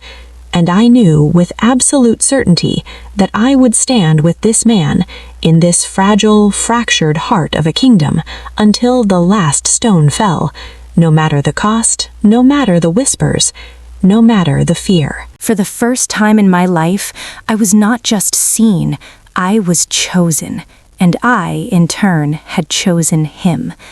The peace, however, was short-lived. As I left the keep that night, my soul still humming with the echo of his words, Rylan met me at the gates. His face was grave. "A rider just came from the northern patrol," he said, his voice tight. "They found a body in the ashen wood, a human trapper. His throat was torn out, not by animals." He met my eyes, the message clear. "By Lycan," and carved into a tree beside him was a single word. A dread colder than any winter wind settled over me. What word? Rylan's jaw tightened. Lilith. The game had just turned deadly, and the board was no longer the keep or the district, but the dark, silent depths of the haunted forest. Our fragile peace was over. The hunt had begun. Chapter 10. The Mark in the Ashen Wood. The Ashen Wood was a place of old tales and older fears, a vast, silent forest of bone-white birch and iron-gray oak that marked the northern boundary of the king's direct territory. It was a place where the light fell in shattered pieces, where sounds died before they were fully born, and now it was a killing ground. I stood with Kieran and his captains in the grim dawn light at the forest's edge. The air smelled of damp earth, pine, and the coppery, sickening scent of old blood. The trapper's body was gone, taken for burial, but the place where he fell was a dark stain on the moss. And on the pale bark of a nearby birch, the word was carved with vicious, slashing strokes. Lilith. It wasn't written, it was gouged, a message of hate so violent it seemed to pulse in the quiet glade. Kieran stood motionless before it, his back rigid. I could feel the fury rolling off him in waves, a silent, lethal storm. Cale, Rylan, and Torin flanked him, their expressions grim. "This was no rogue hunter," Cale said, his voice cutting the stillness. "The kill was clean, professional. The carving, that's a message for her, for you. It's a declaration," Rylan added, kneeling to examine the moss. "And a trap. They're drawing a line, from the fire in the district to this. They're saying her influence spreads death, that she's a curse." I felt cold to my marrow. A man was dead, murdered, and my name was his epitaph. The whispers had claws now. They had drawn blood. Kieran finally turned. His silver eyes were like chips of glacial ice. The trapper, did he have family? A wife, 2 young sons, in a steading half a day's walk from here, Torrin supplied. Compensate them, triple the usual blood price, from my personal coffers. His orders were clipped, absolute. Then his gaze found me. You will return to the keep. You will not leave its walls until this is resolved. The command was expected, but it still sparked rebellion in my chest. No. The single word echoed in the glade. The captains went very still. Kieran's eyes narrowed. This is not a discussion. It is precisely a discussion. I took a step forward, my fear burning away in the heat of my anger. They killed a man and used my name to do it. Sending me away, hiding me, that's playing their game. It admits guilt. It shows them that this atrocity works. It keeps you alive, he snapped, a rare crack in his control. For what? I cried, the frustration of weeks boiling over. To be a secret you keep in a tower? To whisper truths only in soundproof rooms? That man died because of the war around me. Hiding me won't end that war. It will just prove I'm a weakness you need to protect. We stood toe to toe, human and Lycan King, in the shadow of that cursed tree. His power was a physical pressure, but I refused to bend. What would you have me do? His voice was dangerously soft. I said, find who did this, but not in secret. Do it openly. Bring me to the trapper's steading. Let me face his widow. Let me offer the compensation myself. Let them see that the name on the tree is not a monster, but a person who shares their grief. Let them see their king will not be blackmailed by murder. Kale let out a low breath. It's a bold stroke. Risky. It's the only stroke that's not defensive, Rylan mused, a spark of approval in his eyes. Kieran stared at me, his jaw working. I could see the calculation warring with the fierce protective instinct I knew drove him. Finally, he gave a sharp, curt nod. So it be, but you do not take a single step without one of them at your side. He gestured to his 3 captains. And you follow my lead, exactly. The trapper's steading was a humble place, a sturdy cabin, a small field, a pen for goats. The air was heavy with the smell of wood smoke and fresh grief. A woman stood in the doorway, her face pale and set, 2 small boys clinging to her skirts, their eyes wide and frightened. When Kieran approached, followed by his guards and me, she didn't bow. She just stared, her gaze hollow. Mistress Alara, your husband's death is a crime against this realm. It will be answered for, on my honor. She said nothing. Her eyes moved past him, past the fearsome Lycan captains, and landed on me. Recognition, then a flash of pure, raw hatred crossed her face. You, she whispered. I stepped forward, Kale a half step behind me. I held out the heavy purse of gold. For you and your 2 sons, from the king. It will not bring him back, but it will keep you safe. It is the blood price for Alden. She didn't take it. Blood price, she repeated, the words like poison. My Alden's blood paid for what? For your ideas? Your place at the high table? Her voice rose, trembling with pain. He just set his traps. He minded his own business. And now he's dead, and your name is carved in the woods like some dark blessing? Why? Why him? The boys began to cry softly. Her pain was a physical force, and it was aimed at me. I felt every accusation like a blow.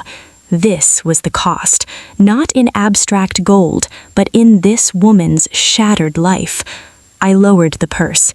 I don't know why him, I said, my own voice thick. I wish with everything I am that it had been me instead, but it wasn't, And the person who did this, they wanted you to feel this rage, this hatred for me. They want you to believe that my presence, my voice, is worth your husband's life, that the king's ear is more worth than a trapper's breath. I took another step, ignoring Kale's warning tension. Don't give them that victory, Mistress Alara. Your hatred is the weapon they carved my name to forge. Don't let them wield it.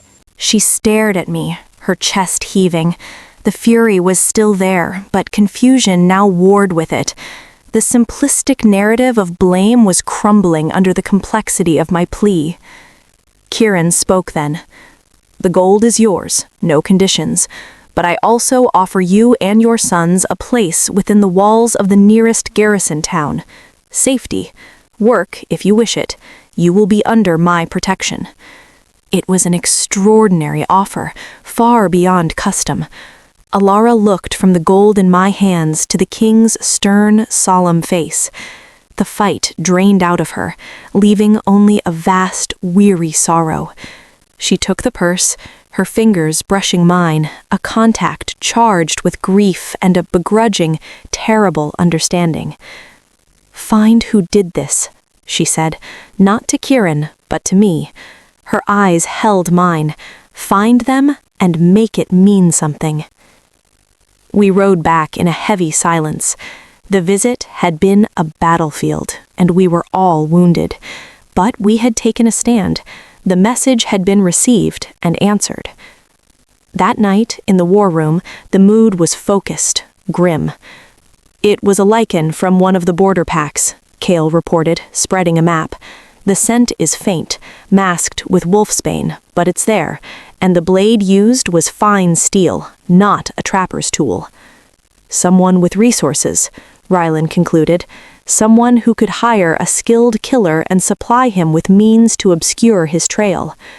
Seraphine, I said, the name dropping into the room like a stone. Likely, Kieran agreed, his fingers steepled, or one of her allies, but we have no proof, only a dead man and a carved word. He looked at me. The act was meant to terrify you and to turn the common people against you. Your visit to the widow may have blunted that, but it has also raised the stakes. They know you will not simply hide. The next move will be more direct. A messenger arrived then, his face pale. He handed Kieran a small sealed scroll. The king broke the seal, read it, and his expression turned to carved stone. "What is it?" I asked, dread coiling in my stomach. He handed me the scroll. The handwriting was elegant, feminine. "Your Majesty, in light of the recent tragic violence and the unrest it signifies, the Council of Elders humbly requests an emergency convocation. The matter of external influences on the Crown's judgment and the security of the realm must be addressed with utmost gravity. We await your summons. By Lady Seraphine, on behalf of the Council." They were making their move, not in the shadows of the Ashenwood, but in the heart of power itself. They were using the murder, the fear, to launch a formal political attack. They would call for my removal, my banishment, citing the curse of my presence. Kieran's eyes met mine across the table. The silent understanding passed between us. The knife in the dark had been a prelude. The real fight was about to begin in the council chamber, with laws and traditions as their weapons, and the fate of the kingdom as the prize. "They've forced our hand," he said quietly. "We cannot ignore a council convocation." "Then we don't ignore it," I said, folding the scroll, my voice steady despite the tremor in my hands. "We walk into it, and we show them that the ghost they're trying to exorcise is now the stone in their shoe, and I am not going anywhere." Chapter 11. The Council of Blades. The council chamber felt like a tomb dressed for a funeral. The air was stale and cold, smelling of old parchment, polished stone, and the sharp, clean scent of Lycan nobility. The room was circular, with tiers of stone benches rising around a central floor, like an arena. High, narrow windows let in slants of pale, pallid light that did nothing to warm the space. The full council of elders was assembled, 12 of them, 6 male, 6 female, each representing an ancient bloodline or a powerful territory. They sat in a semicircle on the lowest tier, facing the empty space where the accused, or in this case the subject of debate, would stand. Lady Seraphine occupied the central position, a queen regent in all but name. Her expression was of grave, statesmanlike concern. King Kieran sat on a simple stone chair set upon a low dais opposite them. He was not in his throne room. Here he was primus inter pares, first among equals, bound by tradition to hear the council's counsel. Cale, Rylan, and Torin stood like statues against the wall behind him, their presence a silent declaration of where the royal guard's loyalty lay. I stood alone in the center of the floor, the focus of every eye. I wore the forest green dress again, armor of a different kind. My hands were clasped in front of me to hide their trembling. Seraphine rose, her gown of somber violet whispering against the stone. Your Majesty, honored elders, we gather under a dark shadow. A human life has been brutally taken in our realm. A name, a human name, was left as a marker at the scene. This follows fire in our city, unrest among our people, and tension with our allies. We are not here to assign blame for these individual tragedies. We are here to examine their common root, a root that we fear has been allowed to grow too close to the heart of power. Her gaze, cool and pitiless, settled on me. This human, Lilith, was brought into your confidence following an irregular correspondence.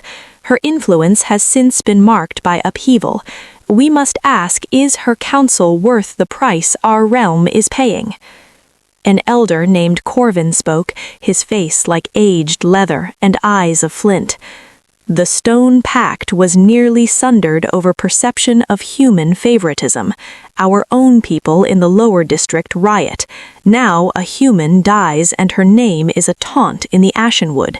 Pattern and precedent, Your Majesty. The realm bleeds from the wounds of change too swiftly forced. Kieran's voice was calm, but it carried a whiplash of authority. The stone pact was renewed on fair terms. The unrest in the district is being addressed with clean water and fair work, thanks to Lilith's oversight. The murder in the Ashenwood is a crime, not a consequence of policy. We will find the killer. Is it? Seraphine's voice was silk over steel. Or is it to recognize a fundamental truth? Our world, Your Majesty, is built on order, a natural order. Lycan strength protects human fragility. Human labor supports Lycan rule. It's a balance, tested and true. When the lines blur, when a human stands in council, when her words weigh on royal decisions, the balance is upset.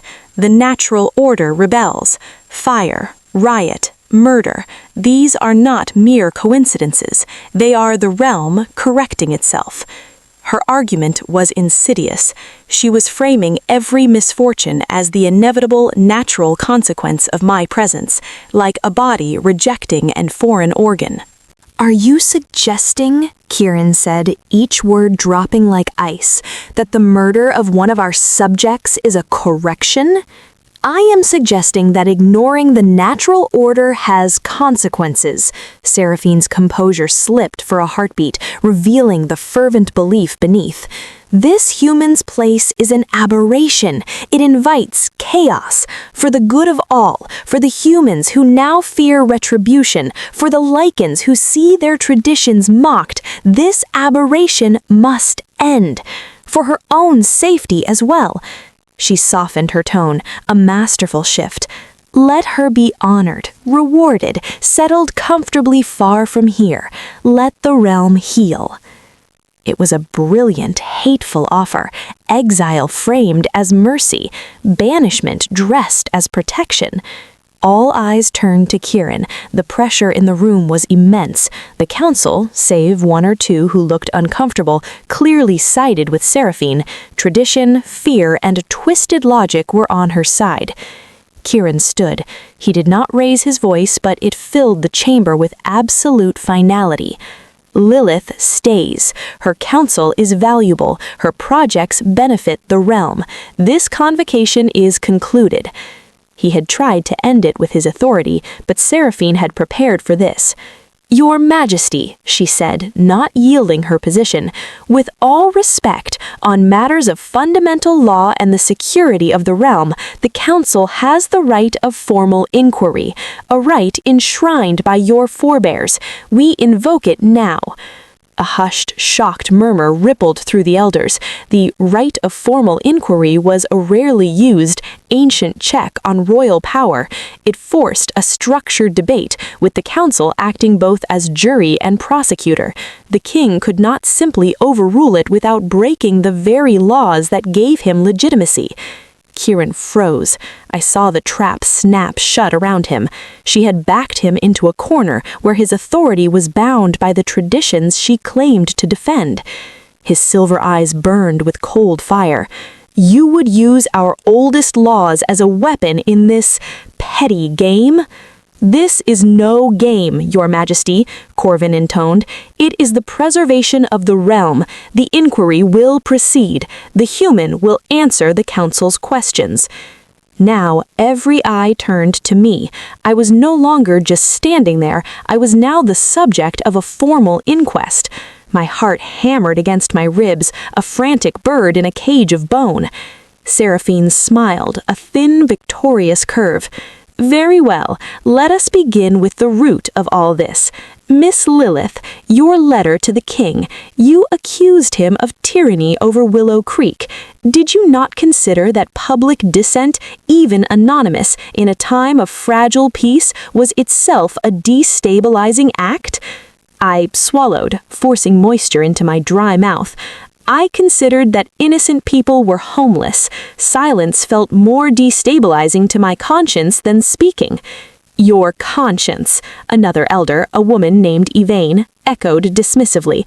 "A human conscience, shaped by a human lifespan and human fears.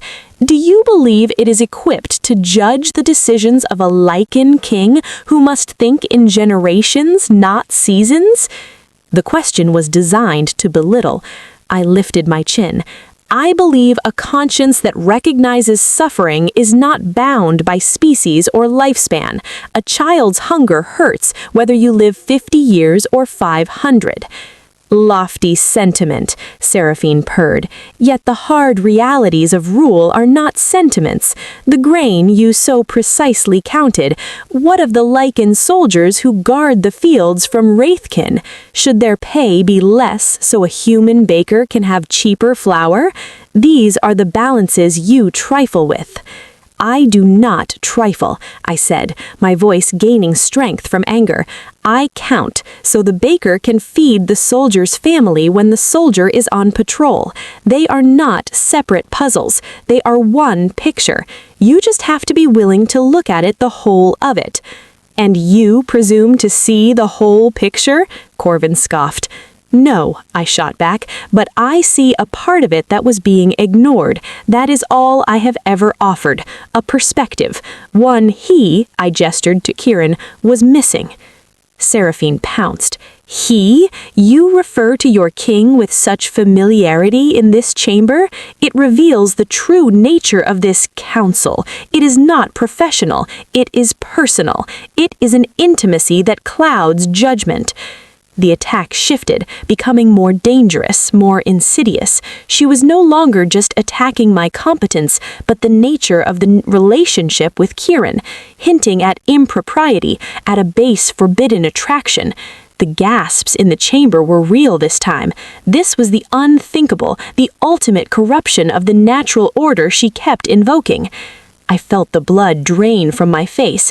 This was the whisper campaign made flesh, given official voice in the highest chamber of the land. Shame and fury warred within me. Kieran stood, his power flooding the room, a palpable, threatening force. "You dare?" "I dare to speak what many whisper," Seraphine shouted, rising to her feet, meeting his fury with her own fanatical conviction. "For the good of the realm, look at the chaos, the death. It stops when she leaves. Her perspective is a poison. Her very presence is a curse. Send her away."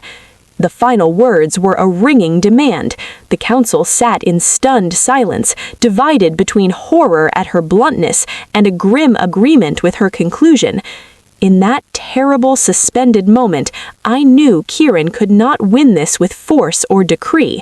The law, tradition, and the apparent evidence of disaster were all against us. If he defied the council now, he risked civil war, a fracture in the kingdom that would make Willow Creek look like a spark. So I looked at him. Our eyes met across the charged space. I saw the agony of his position, the king bound by the very crown he wore. So I did the only thing I could. I stepped forward, into the silence. "You want me to answer for the chaos?" My voice sounded strange in my own ears, clear and calm. "Then let me answer, not as an advisor, not as a distraction," I forced the word out, "but as the subject of your inquiry." I turned to face the council fully. "You speak of the natural order, of Lycan's strength protecting human fragility.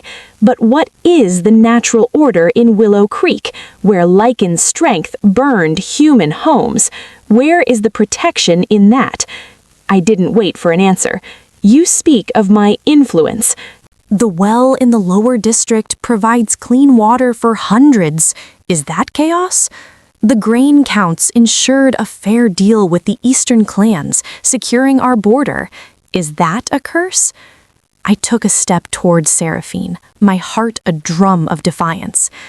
The murder in the Ashingwood is a horror, but it is the work of a killer who wants you to do exactly what you are doing right now, to blame the nearest convenient target, to use fear to roll back a single small step toward a kingdom that might think of all its people.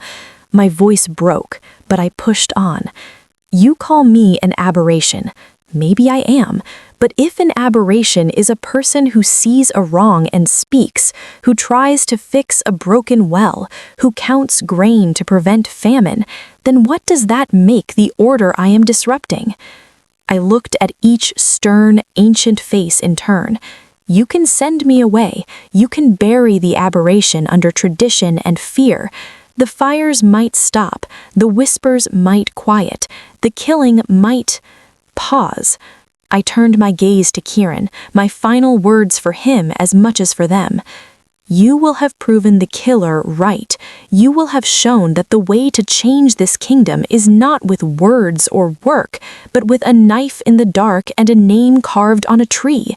You will have built your peace on a lie, and that is a foundation of sand, and I will not be the ghost that haunts it. I stopped speaking. The echo of my words faded into a profound, ringing silence. I had thrown my truth at them like a gauntlet. I had admitted to being an aberration and dared them to sacrifice justice for a false, fearful peace. No one moved. No one spoke. Seraphine's face was a mask of furious frustration. I had not defended my relationship with Kieran. I had not begged for mercy. I had framed my exile not as a solution, but as a moral failure for the entire realm. It was Kieran who finally broke the silence. His voice was quiet, but it held the weight of centuries. The inquiry has heard the subject. The council will now deliberate. In private. It was a command.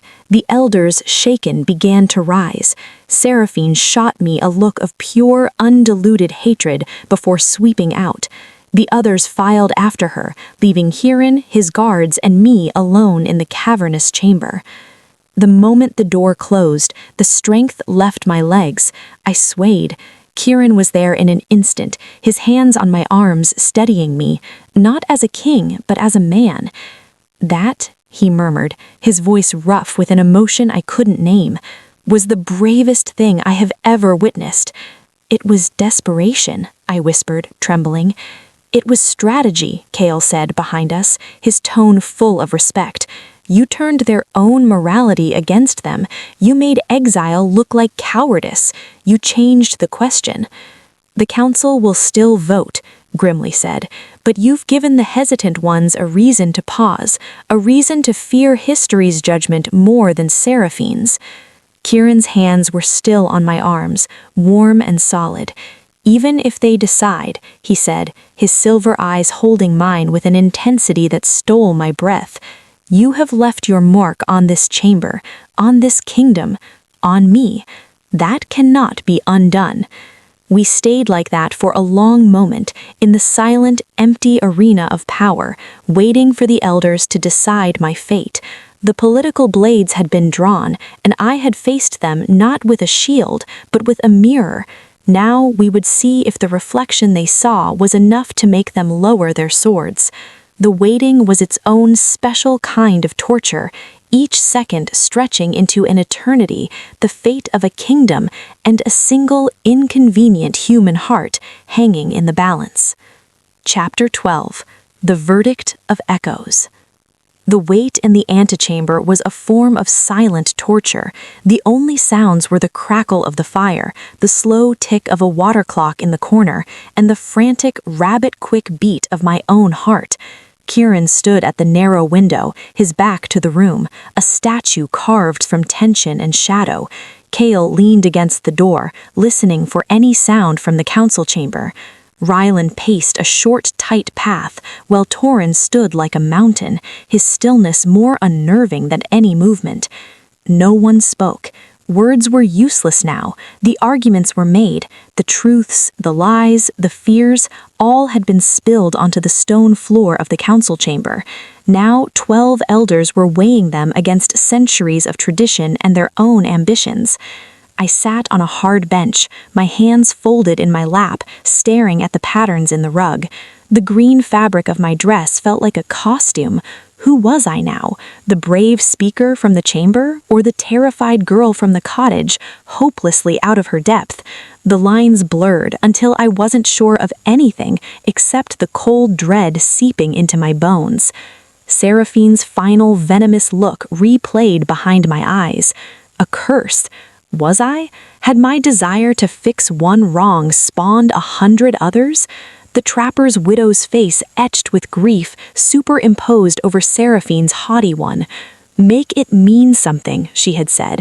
Could my exile give her husband's death meaning, or would it just be another victory for the shadow in the ashenwood?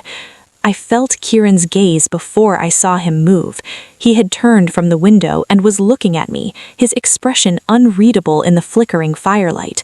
The silence between us was a living thing, thick with everything we could not say. They will vote for exile, I said, my voice a dry whisper in the quiet. I didn't say it for pity. I said it as the final accepted truth. Then therefore they will see the exile as the only way to restore balance. Kieran didn't deny it. He simply asked, and if they do?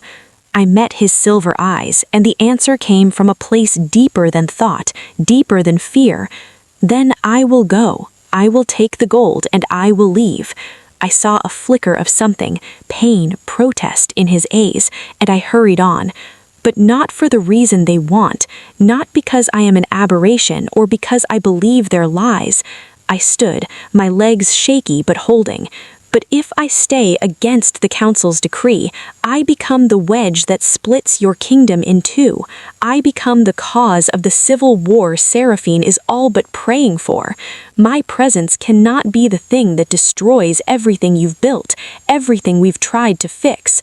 Willow Creek, the well, it would all be for nothing. The words tasted like ash, but they were true. This was the brutal calculus of power. A single life, even one that had come to mean so much, could not outweigh the stability of a realm. I understood that now, in my morrow. Kieran crossed the room in 2 swift strides. He didn't touch me, but he stood so close I could feel the heat of him, could see the storm in his eyes. You think I would let that happen? You think I would allow them to take you? You might not have a choice." The cry was torn from me, all my fear and frustration boiling over. "That's what she's done, Kieran. She's backed you into a corner where your honor, your very kingship, is bound by their verdict. To defy them now is to become the tyrant my letter accused you of being. Don't you see? She's made my staying the ultimate act of tyranny." He recoiled as if struck. The truth of my words hung in the air, ugly and undeniable. Seraphine had outmaneuvered us completely. She had made my continued presence a symbol of royal corruption, and my removal a necessity for the kingdom's health. The fight seemed to drain out of him. The mighty Lycan King, who faced down alphas and wraiths, looked defeated. He ran a hand over his face, the weariness I had seen glimpses of now etched into every line. "Isadora," he began, his voice raw. "When she died, a part of me, the part that believed in something softer, something beyond duty and strength, it died with her. For 5 years I have ruled from that hollow place. And then you, with your wine-stained letter and your fearless eyes, you crawled into that hollow and lit a fire." He looked at me, and the vulnerability there was terrifying. I will not go back to the dark, not even for the kingdom." His confession was a gift and a burden of unimaginable weight. He was telling me I mattered more than the crown, and it broke my heart. "You have to," I whispered, tears finally spilling over, tracing hot paths down my cheeks. "Because you are the king, and the kingdom needs you whole, even if that means you have to be hollow again. My fire, it can't be the one that burns your world down." We stood there in a space of shared agony, the chasm between desire and duty yawning at our feet. The love, for it was love, fierce and impossible, was there, unspoken but palpable, and it changed nothing. It made everything harder. A single sharp knock sounded at the door. The deliberation was over. Cale opened it. An elderly page stood there, his face pale. "The council is ready to deliver its verdict, Your Majesty." The walk back into the chamber was a march to the gallows. The elders were reseated, their faces grim masks. Seraphine looked poised, triumphant. She saw the conflict on our faces, the tears on mine. She knew. Kieran resumed his stone chair. I returned to my place in the center of the floor, but I felt emptied out, a shell. Elder Corvin rose, holding a scroll. "This council, after due deliberation on the inquiry regarding the human Lilith and her influence on the realm, has reached a verdict." The silence was absolute, a vacuum waiting to be filled. "The council finds," Corvin's voice echoed in the stillness, "that the humans' presence and activities have been a significant disruptive factor, coinciding with unrest, diplomatic strain, and violence." My heart sank. Here it came, the justification for exile. "However," Corvin continued, and the word was like a lifeline, thin and frayed, "the council also acknowledges the validity of certain points raised, that the murder in the Ashenwood is a separate criminal act to be investigated, that some projects, such as the well, have shown tangible benefit." He paused, his eyes flicking to Seraphine, whose smile had frozen. "Furthermore, the invocation of natural order as a static, unchanging principle is debated. Realms evolve, or they die." He unrolled the scroll fully. "Therefore, the verdict is not exile." A collective shocked inhale swept the room. Seraphine's face went from triumph to stark, disbelieving fury. Corvin pressed on. "The verdict is one of conditional status. Lilith, the human, may remain as an advisor to the crown, but henceforth her role will be strictly defined and monitored by a committee of 3 council members. He named them, Corvin himself, Yvain, and a quiet elder named Orson, who had said little. All her projects, all her counsel, must be reviewed and approved by this committee. She will have no private audiences with the king. All interactions will be documented. Her influence will be contained, measured, and kept separate from the traditional levers of power. He looked at me, his flinty eyes not unkind. This is a probation, human, a test. You may prove your value is real and not merely disruptive, or you will prove the fears of this council correct. The choice now is in your hands and under our watch. It was not victory. It was not defeat. It was a cage, a beautifully constructed, politically acceptable cage. I would stay, but I would be muzzled, watched, cut off from the very connection that had given my voice power. They had found a middle path that satisfied the law, avoided civil war, and neutered the threat I represented. Seraphine was rigid with rage. She wanted a clean excision. They had given her a managed infection. She had lost. Kieran's reaction was subdued. He gave a single slow nod. The crown accepts the council's wise verdict. His voice was flat.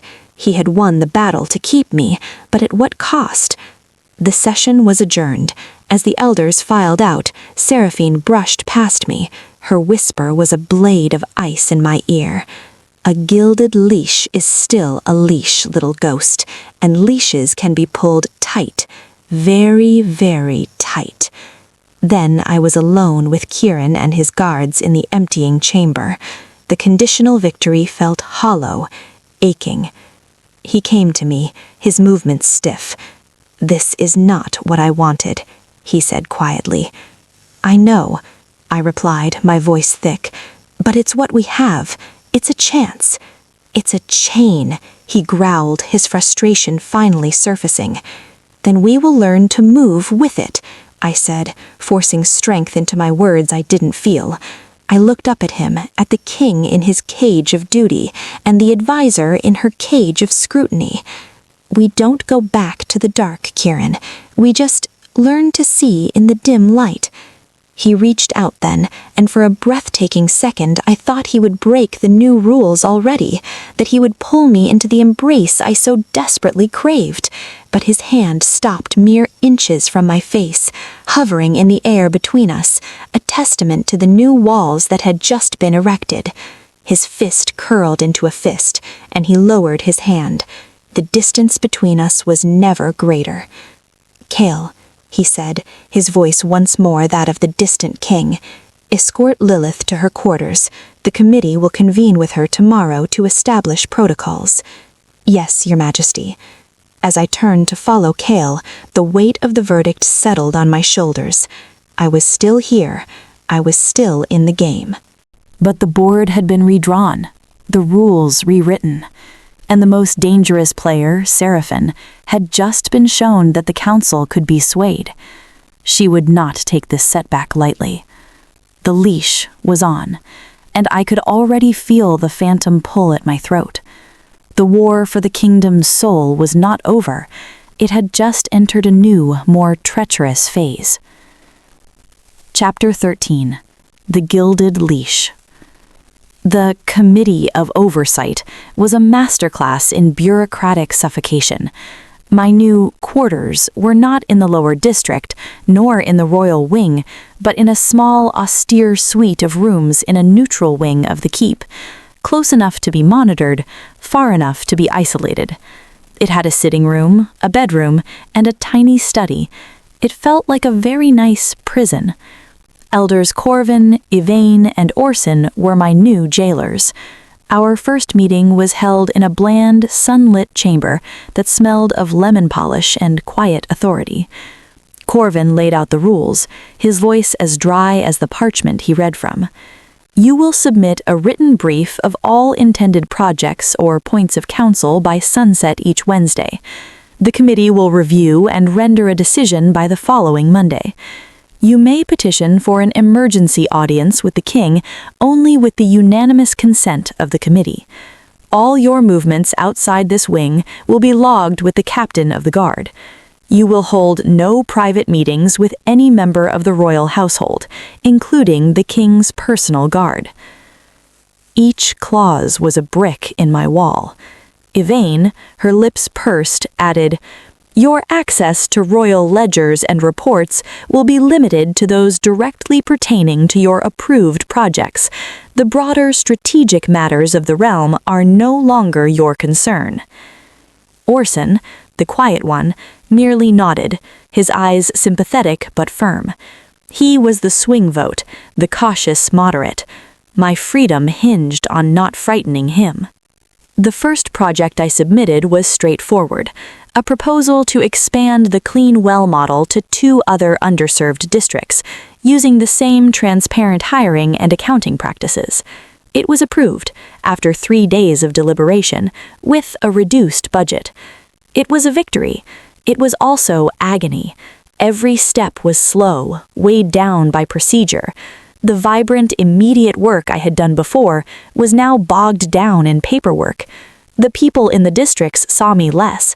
I was always in meetings, writing reports, justifying expenses. Worse was the separation from Kieran. I saw him at formal functions, always at a distance, always with a member of the committee or a cluster of nobles between us. Our eyes would meet across crowded rooms, a fleeting electric connection, before duty or surveillance pulled them away. We were planets in separate orbits, feeling the pull but unable to bridge the void. He sent messages sometimes, never personal, a scroll with a note about a discrepancy in a grain report he thought I should review, a book on irrigation laws left with the steward for me. They were lifelines, and I clung to them, reading between the lines for any hint of the man behind the king. The leash chafed. Seraphine watched, a smile forever playing on her lips. She was biding her time, allowing the committee's restrictions to do her work for her, to slowly strangle my influence and my spirit. One afternoon, a month into this new existence, I snapped. I was in my tiny study, staring at a rejected proposal for a small school in the tannery district. The committee had deemed it a non-essential diversion of resources. The children's coughing faces swam in my vision. I threw the parchment across the room. It fluttered pathetically to the floor. A sob of pure frustration rose in my throat, and I choked it back, pressing my fists to my temples. This is what she wanted. This is how you lose, not with a bang, but with 1,000 paper cuts. A soft knock came to my door. It was Mara, allowed a weekly visit as a personal servant, a concession I'd fought for. She took one look at my face and the crumpled parchment and sighed. "The walls closing in, are they?" "I think they have already closed," I said, my voice brittle. "I'm just pacing the cell. I can't do anything. Everything is committee this and approval that. He's a portrait on a wall. I'm a ghost in a hallway. What is the point of being here if I can't actually be here?" Mara sat, pouring us both cups of weak tea from the tray she had brought. "You think the point was to hold his hand? To whisper in his ear whenever you liked?" She shook her head. "The point, you foolish, wonderful girl, was to change things, and you are. That second well is nearly dug. The families are getting paid. The murder in the Ashenwood, the guards are still investigating. Your being here, even like this, is a constant reminder of what you started. It's a thorn in Seraphine's side. Don't you dare let her grind it out." "But it's so slow," I whispered, the fight draining out of me, leaving exhaustion. "Change is always slow," she said firmly, "and real change, the kind that lasts, is boring. It's reports and committees and compromises. The fire and the letters, that was the spark. This," she gestured to the room, to the rejected proposal, "is the building of the hearth. It's not glorious, but it's what keeps people warm." Her wisdom was a balm. I picked up the parchment, smoothing it out. I have to find another way, a way within the rules. "Now you're thinking," Mara grinned. "Outsmart the cage, don't just rattle the bars." Her visit gave me a sliver of strength. That evening, as I walked the high battlements for my sanctioned exercise, I found I wasn't alone. Kieran was there, at his usual spot, looking out over the city. No guards, no committee members, a rare, fleeting moment of oversight failure, or perhaps Orson's small, silent mercy. I stopped several feet away, my heart in my throat. We hadn't been this close, this alone, since the verdict. He didn't turn. The school proposal was a good one, he said quietly, his voice carried away by the wind. You saw it? I see everything they reject. The simple statement held oceans of frustration. He was watching too, trapped just as I was, by a different set of chains. The committee said it was non-essential, I said, joining him at the wall, careful to keep a respectable distance. Children learning to read is the most essential thing there is, he replied, his jaw tight. It is the foundation everything else is built upon. They fear an educated populace. They fear people who can think for themselves. People like me, I said softly. He finally turned his head, and the look in his eyes was so full of aching pride and shared fury it stole my breath. Yes, people exactly like you. We stood in silence for a moment, the unsaid things screaming between us. The wind whipped my hair across my face. I miss our talks, I confessed, the words a bare whisper. His hand flexed on the stone parapet. I miss your voice in my ear, telling me I'm being a stubborn fool. The committee's corrections are politely phrased. A half laugh, half sob escaped me. I'm learning bureaucracy. It's a language of its own, all nuance and hidden daggers. Be careful of those daggers, Lilith, he said, his voice turning grave. Seraphine is not idle. The leash has a choke point. She is looking for it. Any misstep, any perceived violation. I know, I breathed. The danger was always there, a cold undertow beneath the tedious surface.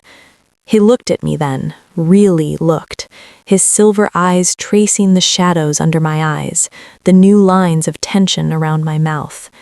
This is killing you, he murmured, a statement of fact laced with pain. It is changing me, I corrected.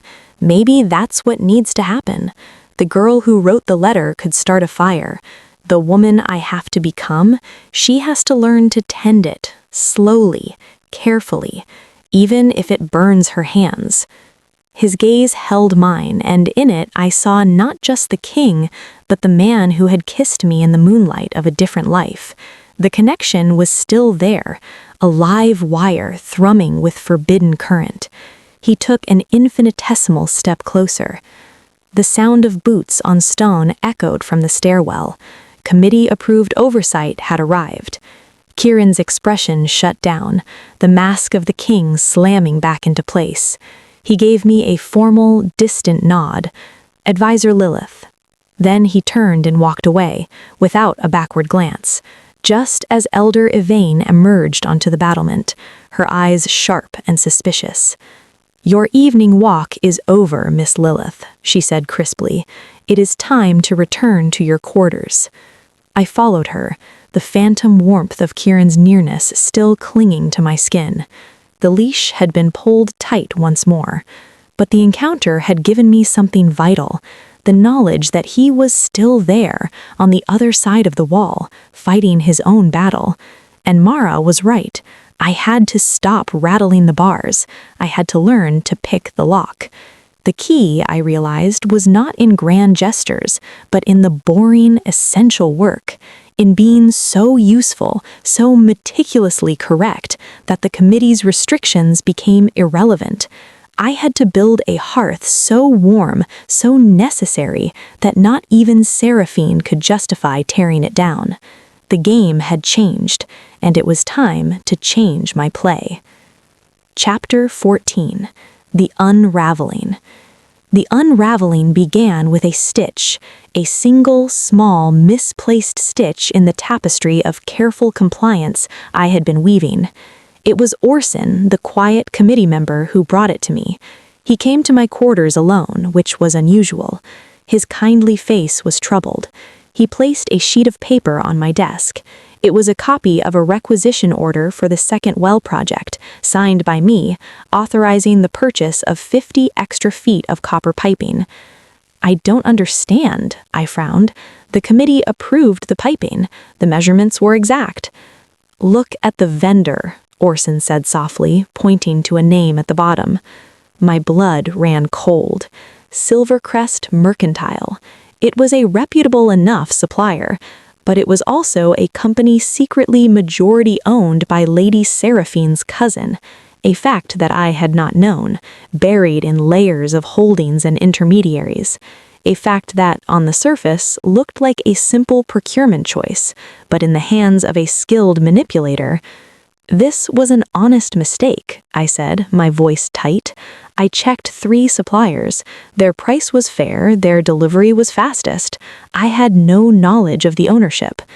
I believe you, he said, and he sounded sincere. But Corvin and Yvain, they are under considerable pressure. There have been whispers that you are using royal projects to funnel resources to allies, that your oversight is not just disruptive, but corrupt. Seraphine's work. The whispers had evolved, becoming more specific, more damning. She was constructing a narrative of grift and conspiracy, and I had just handed her a thread. Can you explain it to them? I asked, a plea. I will try, but he didn't sound hopeful. But you must be prepared. This is the misstep they have been waiting for. The committee meeting the next day was an inquisition.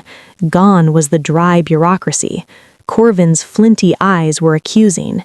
Yvain's lips were a thin white line of disapproval. An innocent mistake? Yvain sneered, or a test of the boundaries, a small, seemingly justifiable transaction to see if we are paying attention. I chose the vendor for efficiency and cost, not connection, I insisted, my palms sweating. Connections are everything in a court, Corvin stated. Ignorance is not a first failing for an advisor, it is a failing. This carelessness calls into question all your previous work. The Oversight Committee was established to prevent exactly this kind of ambiguity. They voted, 2-1, to suspend the well project pending a full audit of all my projects. Orson was the dissenting vote, but his was the lone voice of reason. The gilded leash had been pulled tight hard. My one tangible achievement was frozen. The news spread like poison. In the lower district, the workers on the second well site were sent home without pay. The whispers I had fought so hard to quiet roared back to life, now tinged with a new, ugly suspicion. Maybe she was just lining her pockets all along. The trust I had built, brick by painful brick, began to crumble. The worst was yet to come. 2 nights later, as I sat in my silent prison of a sitting room, Rylan was admitted. His face was like a thundercloud. We have to go, now. His voice brooked no argument. What's happened? Torin is on the Ashenwood murder. He tracked a scent. It led, not to a border pack, it led to a hunting lodge, owned by a minor noble, a noble who was deep in debt to Lady Seraphine's house. My mind raced. They found the killer? Not yet, but the trail is hot. Torin sent a bird. He's moving in tonight. Kale is mobilizing a unit to support him. Rylan's eyes were hard. But that's not all. Seraphine knows the trail is getting close. She's made a move in the council. She's calling for your immediate, unconditional removal from the keep, citing gross misconduct and demonstrable negligence from the piping issue, and claiming your continued presence jeopardizes a sensitive criminal investigation. She was striking on all fronts, using my small mistake to demand my exile while simultaneously trying to cut off the investigation that might lead to her own door. Where are we going? I asked, already moving to grab a cloak. To him, Rylan said. He didn't take me to the royal chambers. He took me to the armory, the map room. Kieran was there, already in dark, practical gear, strapping a sword to his belt. Kale was with him, along with 12 grim-faced royal guards.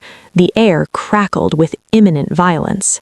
Kieran's eyes found me, and the relief in them was brief, swallowed by urgency. "You shouldn't be here." "Neither should you," I shot back. "You're the king. You can't go charging into a noble's lodge on a night raid." "The killer who carved your name is there. The noble who shelters him is a traitor. This ends tonight. And you will stay in the keep, under guard." "No! If you go, I go. This is because of me. I have to see it end." "It's too dangerous." "Everything is dangerous," I cried, the walls of my cage finally breaking down. "Sitting in my room is dangerous. Breathing is dangerous. At least out there, the danger has a face I can look at." We were chest to chest again, just like in the Ashenwood glade, fury and fear and a desperate protective love fueling us both. Kale stepped between us, his voice calm but firm. "Sire, if she stays, Seraphine's allies on the council might use the chaos to seize her. They could drag her out before we return. She's safer with us, in the middle of the king's personal guard, than alone here where the rules can be twisted in an hour." Kieran stared at me, warring with himself. The king knew Kale was right. The man just wanted me behind a wall of stone. Finally, he gave a sharp, frustrated nod. "You stay with Rylan. You do exactly as he says. You do not leave his side. If I tell you to run, you run. Do you understand?" "I understand." Minutes later, we were a silent, grim procession riding out of the postern gate, melting into the night. The wind was bitter, carrying the promise of snow. I rode behind Rylan, my heart a wild drum against his back. We were leaving the world of scrolls and committees far behind, riding headlong into the world of blood and vengeance. The hunting lodge was a dark silhouette against the forest, a few cheerful lights in the windows belying the darkness within. Torin materialized from the trees like a shadow given form. "He's inside. The noble, Lord Perrin, and 2 others, armed. They know they're cornered." Kieran dismounted, his movements fluid and lethal. "Surround the lodge. No one leaves alive." His order was absolute. This was not an arrest. This was an execution. The guards fanned out. Kieran, Kale, and Torin approached the front door. Rylan held me back in the tree line, a firm hand on my arm. "Watch," he murmured. "This is the cost." Kieran didn't knock. He kicked the door in, the splintering crash horrifyingly loud in the silent night. Shouts erupted from inside, the clash of steel, a Lycan snarl that was more animal than man. I saw flashes through the windows, the blur of movement, the arc of a blade, the spray of something dark against the glass. It was brutal, efficient, and over in minutes. Then Kieran emerged, dragging a man by the collar, Lord Perrin, his fine clothes torn, his face a mask of terror. Kale and Torin hauled out 2 other bodies, dropping them in the dirt, the killer and an accomplice, dead. Kieran threw Perrin to the ground at my feet. The noble looked up, saw me, and his eyes widened with a dawning, pathetic understanding. "Tell her," Kieran commanded, his voice the grinding of stones in a deep grave. "Tell her who paid you to hire the killer. Tell her who ordered my name carved on a tree." Perrin was babbling, snot and tears mixing on his face. "I didn't know, I swear. The debt, she said she'd forgive it all. She just needed a message sent, a disgruntled border wolf. I never thought—" "Who?" Kieran's roar shook the trees. "Seraphine!" Perrin shrieked, curling into a ball. "It was Lady Seraphine, all of it. The fire in the district, she funded the saboteurs. The murder, she planned it. She said the human was the key, that if we could break her, we could break you. Please, mercy."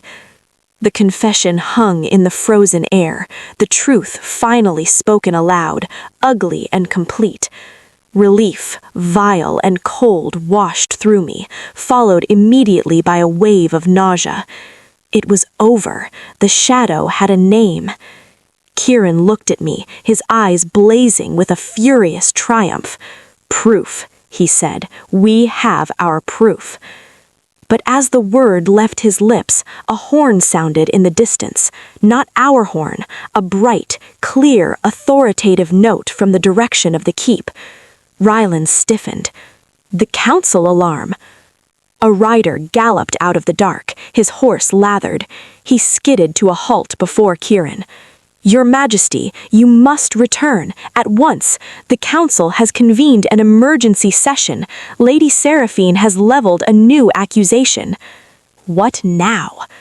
The rider's eyes darted to me, full of fear, and something else, pity. "She accuses you, sire, of using royal forces to conduct a personal, extrajudicial murder to silence a witness who was about to expose your conspiracy with the human. She says you killed the trapper to frame her, to remove her as a rival for the throne. She has witnesses. She claims you just proved her right." The world tilted. Seraphine's final, brilliant, monstrous gambit.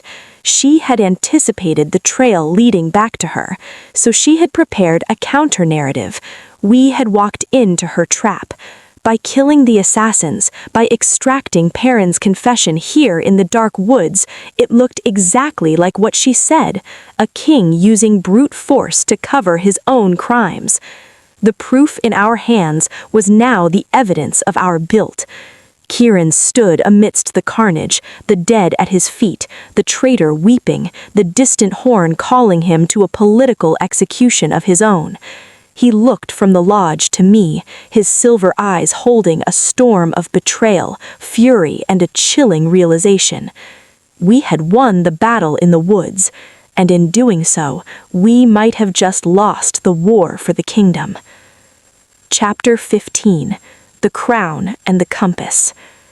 The ride back to the stone keep was a blur of icy wind and searing dread. The triumphant proof we carried now felt like a lead weight, a trophy that condemned us. Seraphine had spun a web of such diabolical cleverness, turning our justice into her evidence, our truth into her lie. The council would be waiting, primed by her whispers, ready to see not a king delivering justice, but a tyrant purging dissent. We did not enter through the main gates. Kieran led us through the same hidden postern, into the bowels of the keep. The atmosphere inside was electric with panic and rumor.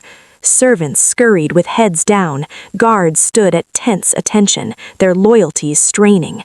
In a secure guard room, Kieran faced his captains, his face grim in the torchlight.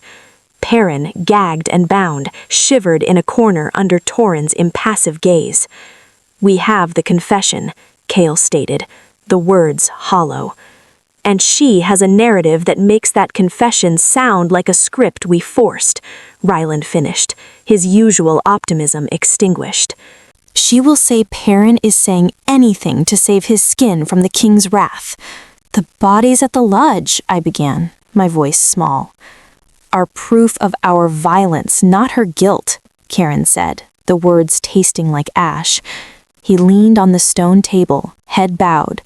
"She has outplayed us. She has made the truth itself a weapon against us." The despair in the room was thick enough to choke on. We had fought shadows, fire, and knives in the dark, only to be cornered by a story. I looked at Kieran, at the bowed shoulders of this mighty king, brought to the brink by a woman who understood the heart of power better than any blade master. I thought of Mara's words, "Outsmart the cage." An idea, fragile and desperate, began to form. It was not a move of strength, it was a move of absolute, terrifying vulnerability. "What if," I said, my voice cutting through the gloom, "we don't try to fight her story?" They all looked at me as if I'd gone mad. We give the council exactly what they want, I continued, the plan crystallizing with every word. We give them the whole, messy, unvarnished truth, not as a defense, as a confession.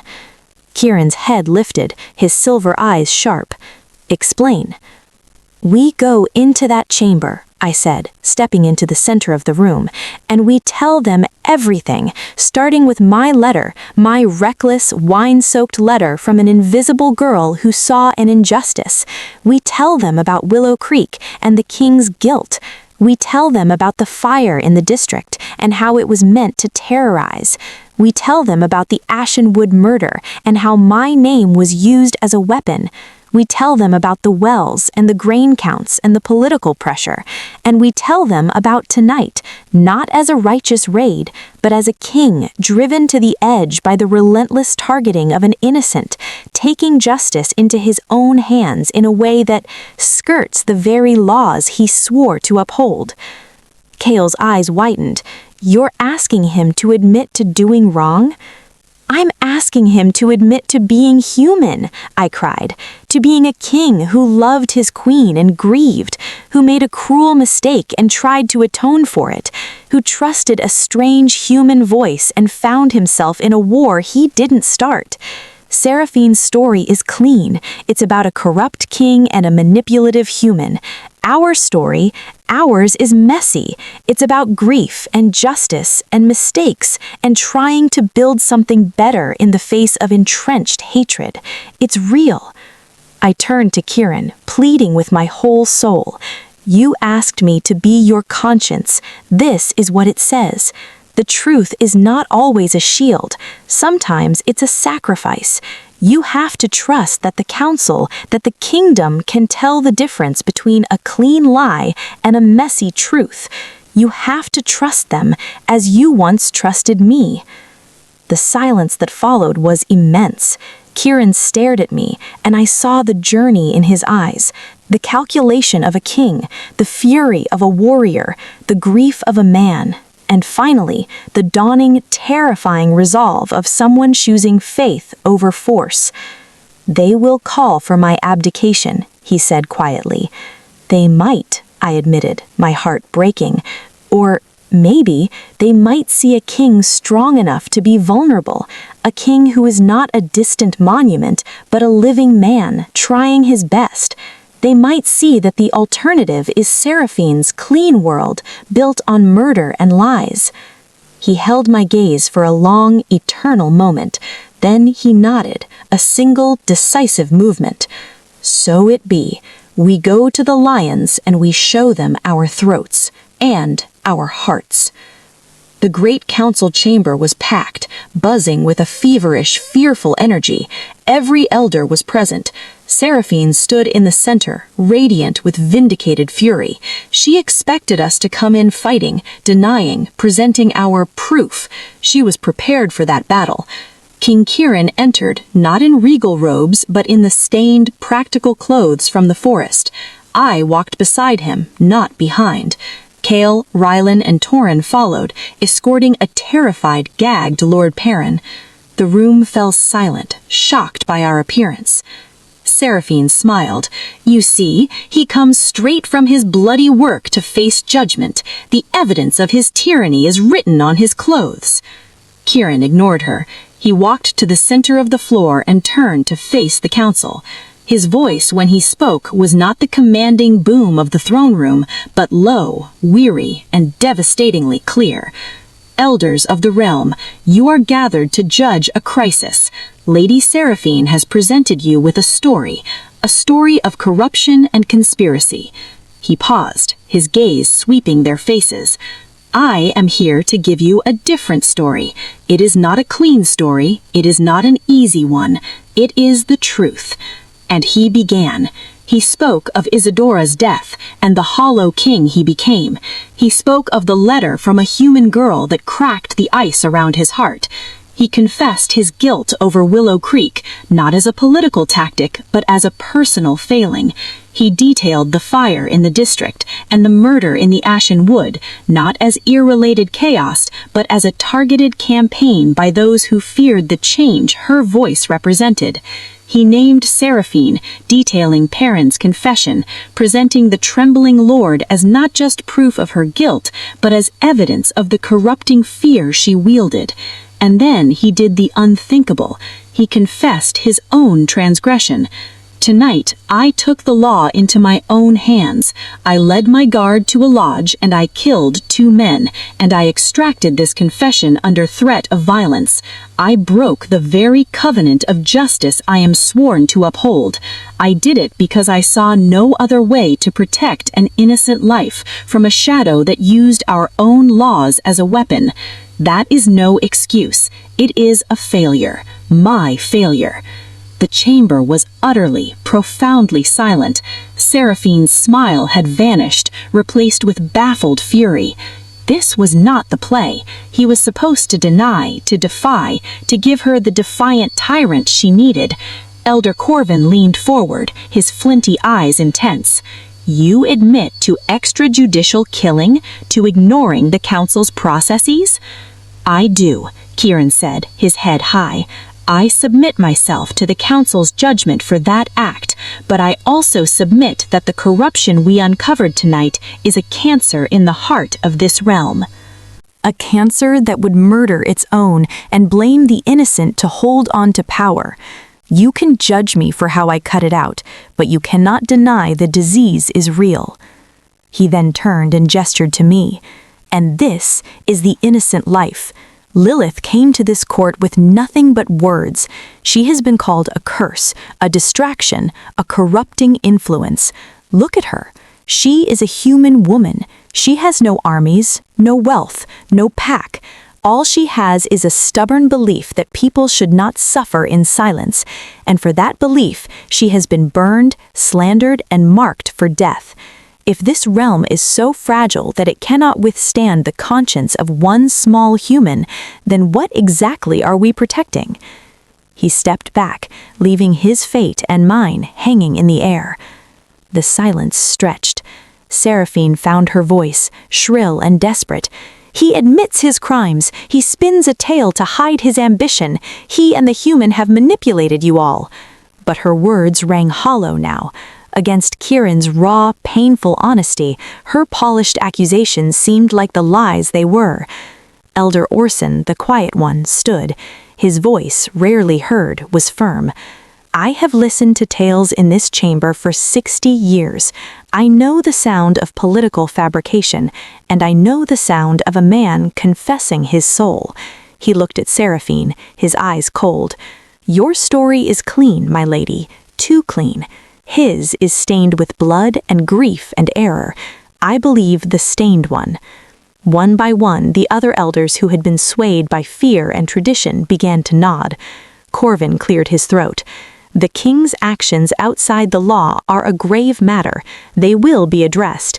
But the conspiracy he has uncovered, the murder, the arson, the corruption of justice, this is a deeper sickness.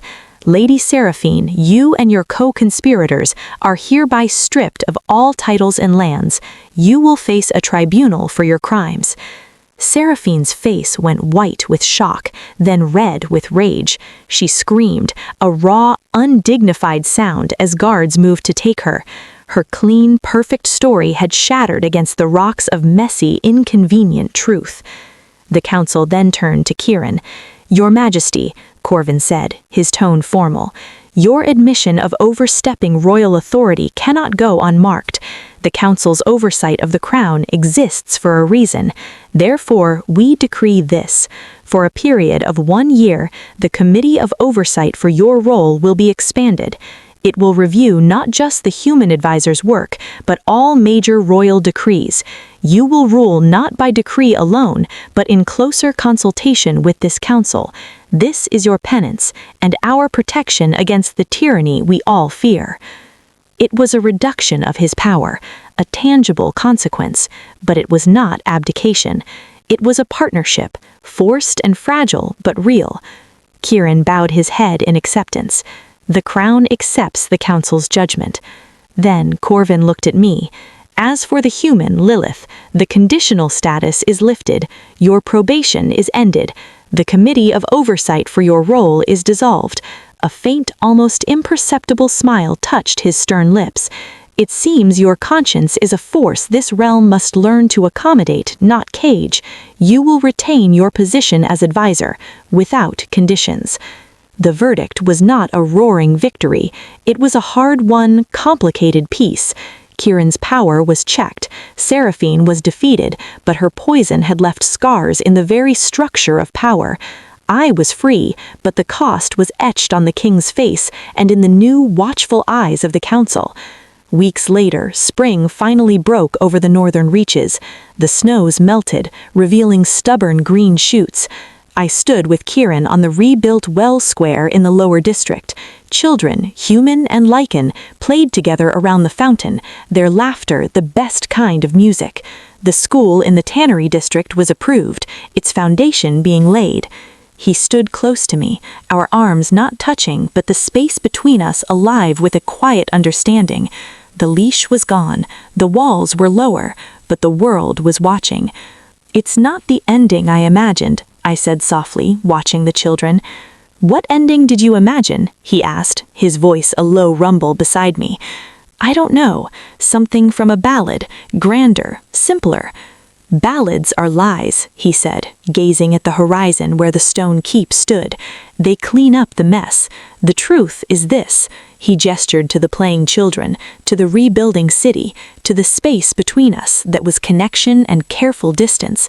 "It's messy, it's fragile, it's work every single day. It's a king who must listen as much as he commands, and an advisor who must speak truth even when it costs his king his pride." I looked up at him, at the man who had seen my invisible letter, who had fought for me, who had bared his soul to save my life and his kingdom's soul. "It's a good truth," I whispered. He finally looked down at me, and in his silver eyes I saw not just the weight of the crown, but the warmth of the hearth we were slowly, painstakingly building together. There was no kiss, no grand declaration. There was just his hand finding mine in the space between us, his fingers intertwining with mine, a solid, real, unbreakable connection. "Yes," he said, his thumb brushing over my knuckles, "a promise and a pledge. It is the only truth that matters."